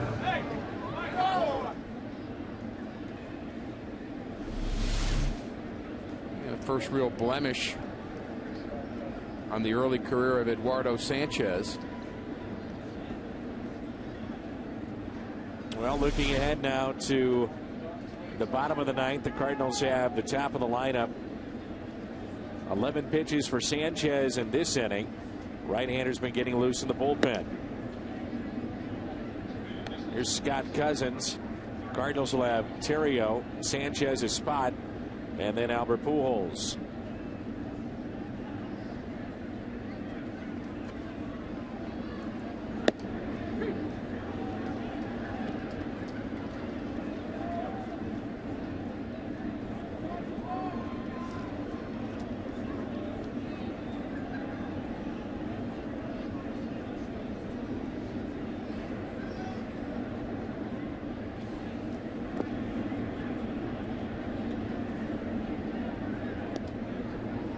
Well, that non-call on the 0-2 pitch to Hanley Ramirez ends up being a pretty big deal here in the 9th inning.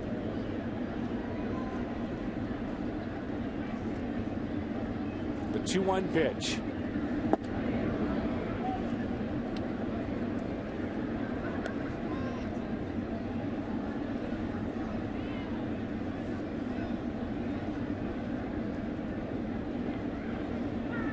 Well, I know you're looking for some good news, Dan. Top of the order for the Cardinals. In the bottom of the ninth. Still see Albert. One more time to see Albert. Maybe Holiday.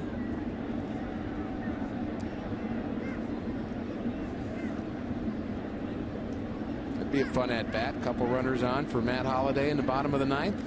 See a pinch hitter coming up as well. Top of the lineup.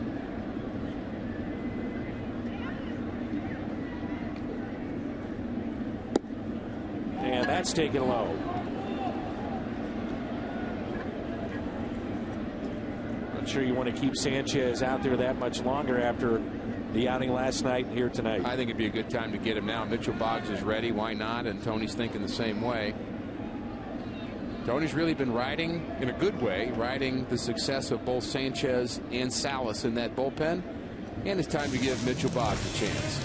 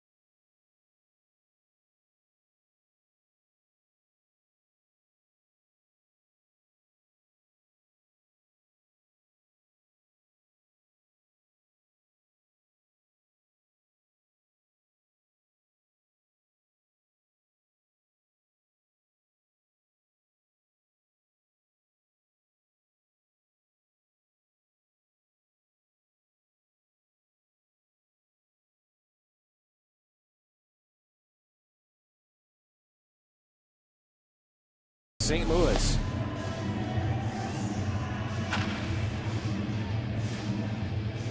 Daniel Descalso safe at home, safe and secure. New York life. Back in the 6th inning, and Mitchell Boggs takes over. Appearance number 14.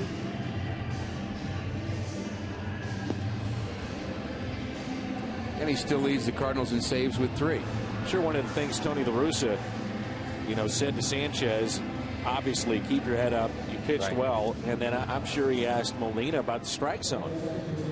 Now tell me what you think. Were those balls, were those strikes? And those two have a very close relationship where he can tell him, yeah, it was outside, or yeah, that's a strike. And it changes, possibly alters how Sanchez is then pitching to the next hitter. Would you agree? There's no doubt. And again, Ramirez was out. That'd have been out number 1. Then a strikeout of Sanchez to follow, out number 2. Assuming Stanton hits the home run anyway, now you got a 1-run game. It's a lot different in the 9th inning of a 1-run game than a 2-run game. So 1 out. Omar Infante will be the hitter.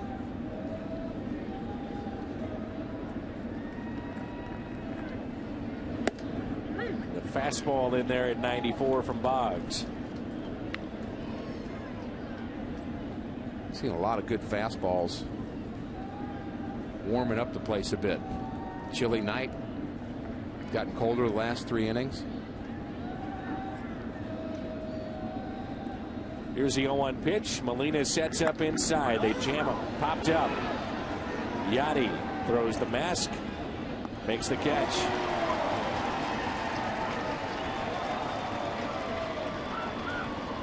speaking of fastballs, Cardinals minor league pitcher in Palm Beach, Mikael Clado, who was traded for Brendan Ryan, was clocked at 99 in a game in A-ball. Fastest recorded speed in a Florida State League game. That's nice to have a guy in A-ball throw a 99.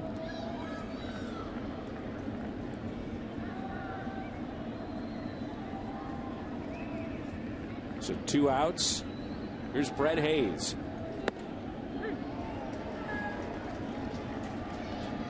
I believe Clado's left-handed.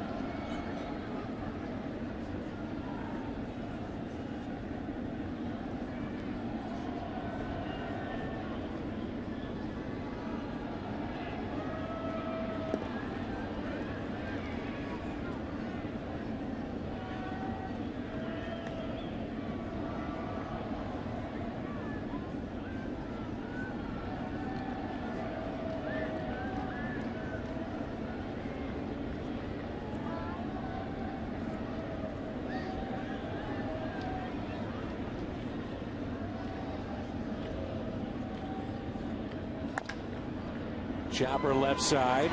Long throw here and a strike to Pujols. Terrio leads it off when we come back. Cardinals trail 8-6.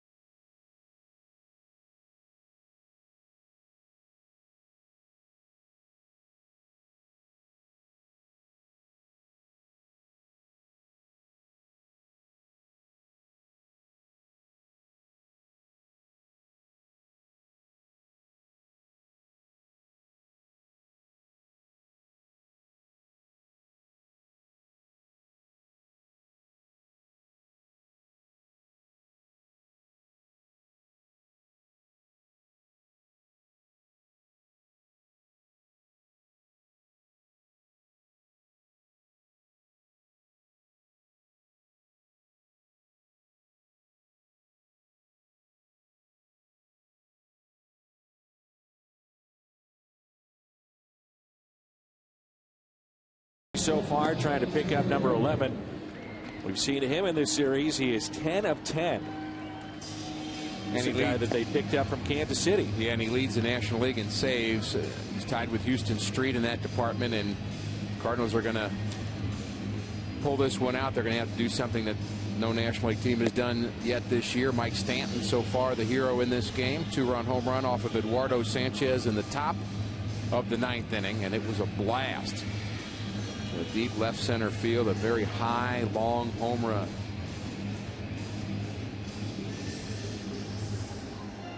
Well, we talked about the keys in our game, and really in this series, Rick, in the 4 and 5 hitters.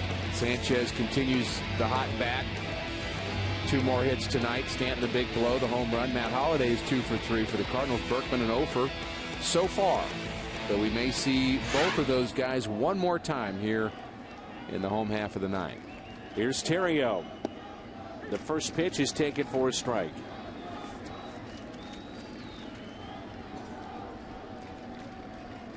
Loop and a blast. That's all you need. The 0-1 pitch. Bob Davidson said he went around. No need to check down at first. Nothing in 2. I think that's where you say, I'm sorry I missed that call last inning. We'll get a do-over. Yes, he went around, but I'm going to say no.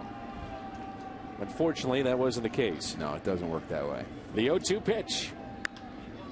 Mislocation with that. And I will say, Dan, before I just leave folks thinking I'm bashing Bob Davidson, most umpires, I mean, when we watch a game 98% of the time they're right on the calls. And I mean, it's pretty amazing how good they are at their craft. Players make mistakes, umpires make mistakes. The 0-2 pitch. Nunez kind of reminds you of Sanchez in the way that his body is, the way he brings it to the plate, the fact that they both throw mid-90s. That's why they're closers, why they're pitching in the 9th inning. A little flare. And just a little bit low. And that did not miss by much. And I'm sure he's probably hearing it from the Marlins dugout now. He's struggling on that low pitch here late. Most umpires go the other way. They get bigger in the 7th, 8th, and 9th. Right. They're tired. 2-2. John Jay is on deck. That's the way the Marlins' 9th strike started. A strikeout that wasn't called turned into a walk, turned into the first of 2 runs.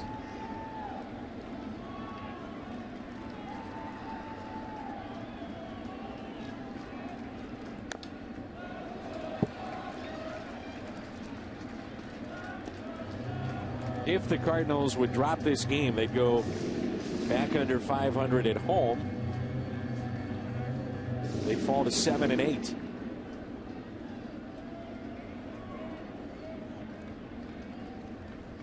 Cardinals started the day with a 2.5 game lead over Cincinnati, 3 over Pittsburgh, and Milwaukee hit on a button, but to Ramirez. The first man is retired. Just get somebody on in front of Pujols, and right now that's the responsibility of John Jay. John Jay is just 1 for 10 as a pinch hitter. That one, you may remember, Dan, was a pinch hit home run. But he's had some rough at bats of late. Haven't really seen him in that kind of a funk before, but he's been a little bit too much out in front. And right now you're seeing just a quick scouting report on John Jay. That's Randy St. Clair, the pitching coach.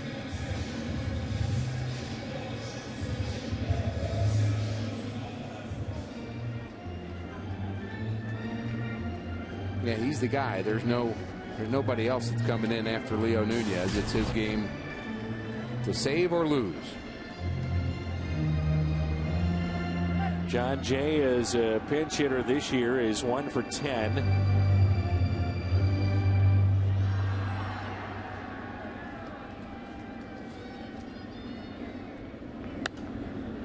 Strike 1. Mark Hamilton already with the most pinch hits. He has 3. We noticed Tony La Russa trying to get Jose Oquendo's attention, to have Jose tell John Jay to stay back and try to hit the ball the other way. In his last pinch hit at bat, he was way out in front.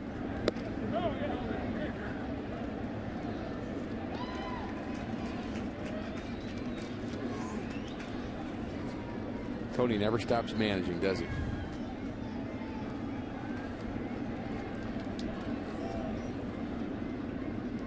The 1-1 pitch.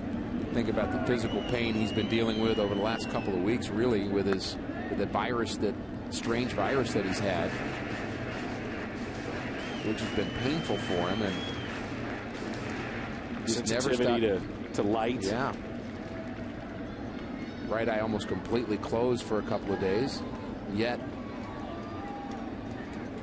here early, out on the field working, not missing a beat. 1 ball and 2 strikes on John Jay.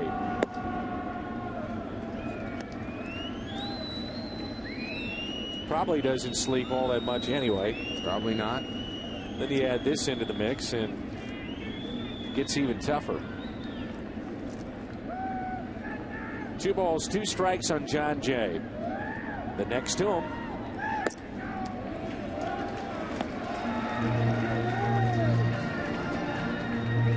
Seemed like to you that Pujols was a little bit closer here tonight? Yes. Yes. He's on deck.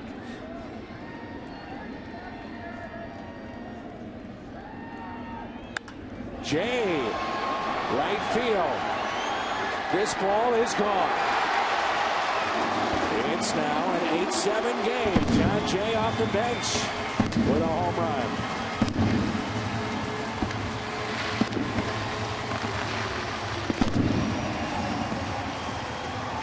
How about that? I got to admit, I didn't see this one coming. Middle in, second pinch hit, home run of the season already for John Jay. And the Cardinals just one swing away from tying this ball game.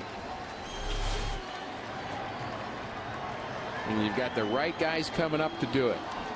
1 out, nobody on. Up and into Pujols.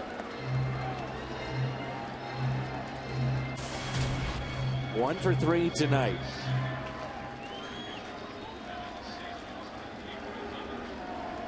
The 1-0 pitch to Albert.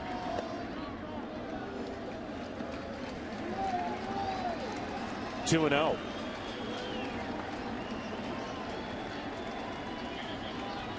And they're just about on the track in the outfield. A 2-0 pitch. Inside 3-0. Holiday's on deck. Very interesting. Now, I like Albert swinging 3-0, but not here.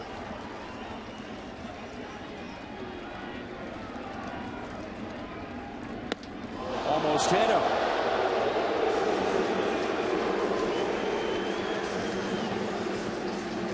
The winning run comes to the plate in Matt Holliday. Not very good 3-0 location. Nunez has lost it here a bit. I wonder how important that scouting report visit was by the pitching coach Randy St. Clair after he just retired his first batter. Whatever the scouting report on John Jay was didn't pan out. Now he couldn't find a plate with Albert Pujols. Now he's got to face the very dangerous Matt Holliday. One pitch, game could be over. The first to him. It's now 5 straight balls following the home run. Holliday obviously can be very selective here. He's got a pair of singles. He's flied out to center, and he also walked. He could end it with one swing of the bat. He was trying to. Oh, he sure was. And he's going to try again. I mean, you talk about a swing and a rip. That's violent. Fans are on their feet here. A lot of cold fans have hung out for this bottom of the 9th.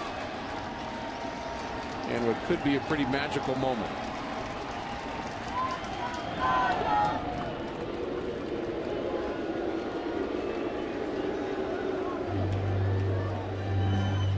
Outfield has not moved. We saw they were so deep for Pujols. Same could be said here for Holliday. A ball and a strike. 8-7 in favor of the Marlins. The next to Holliday. Good rip again.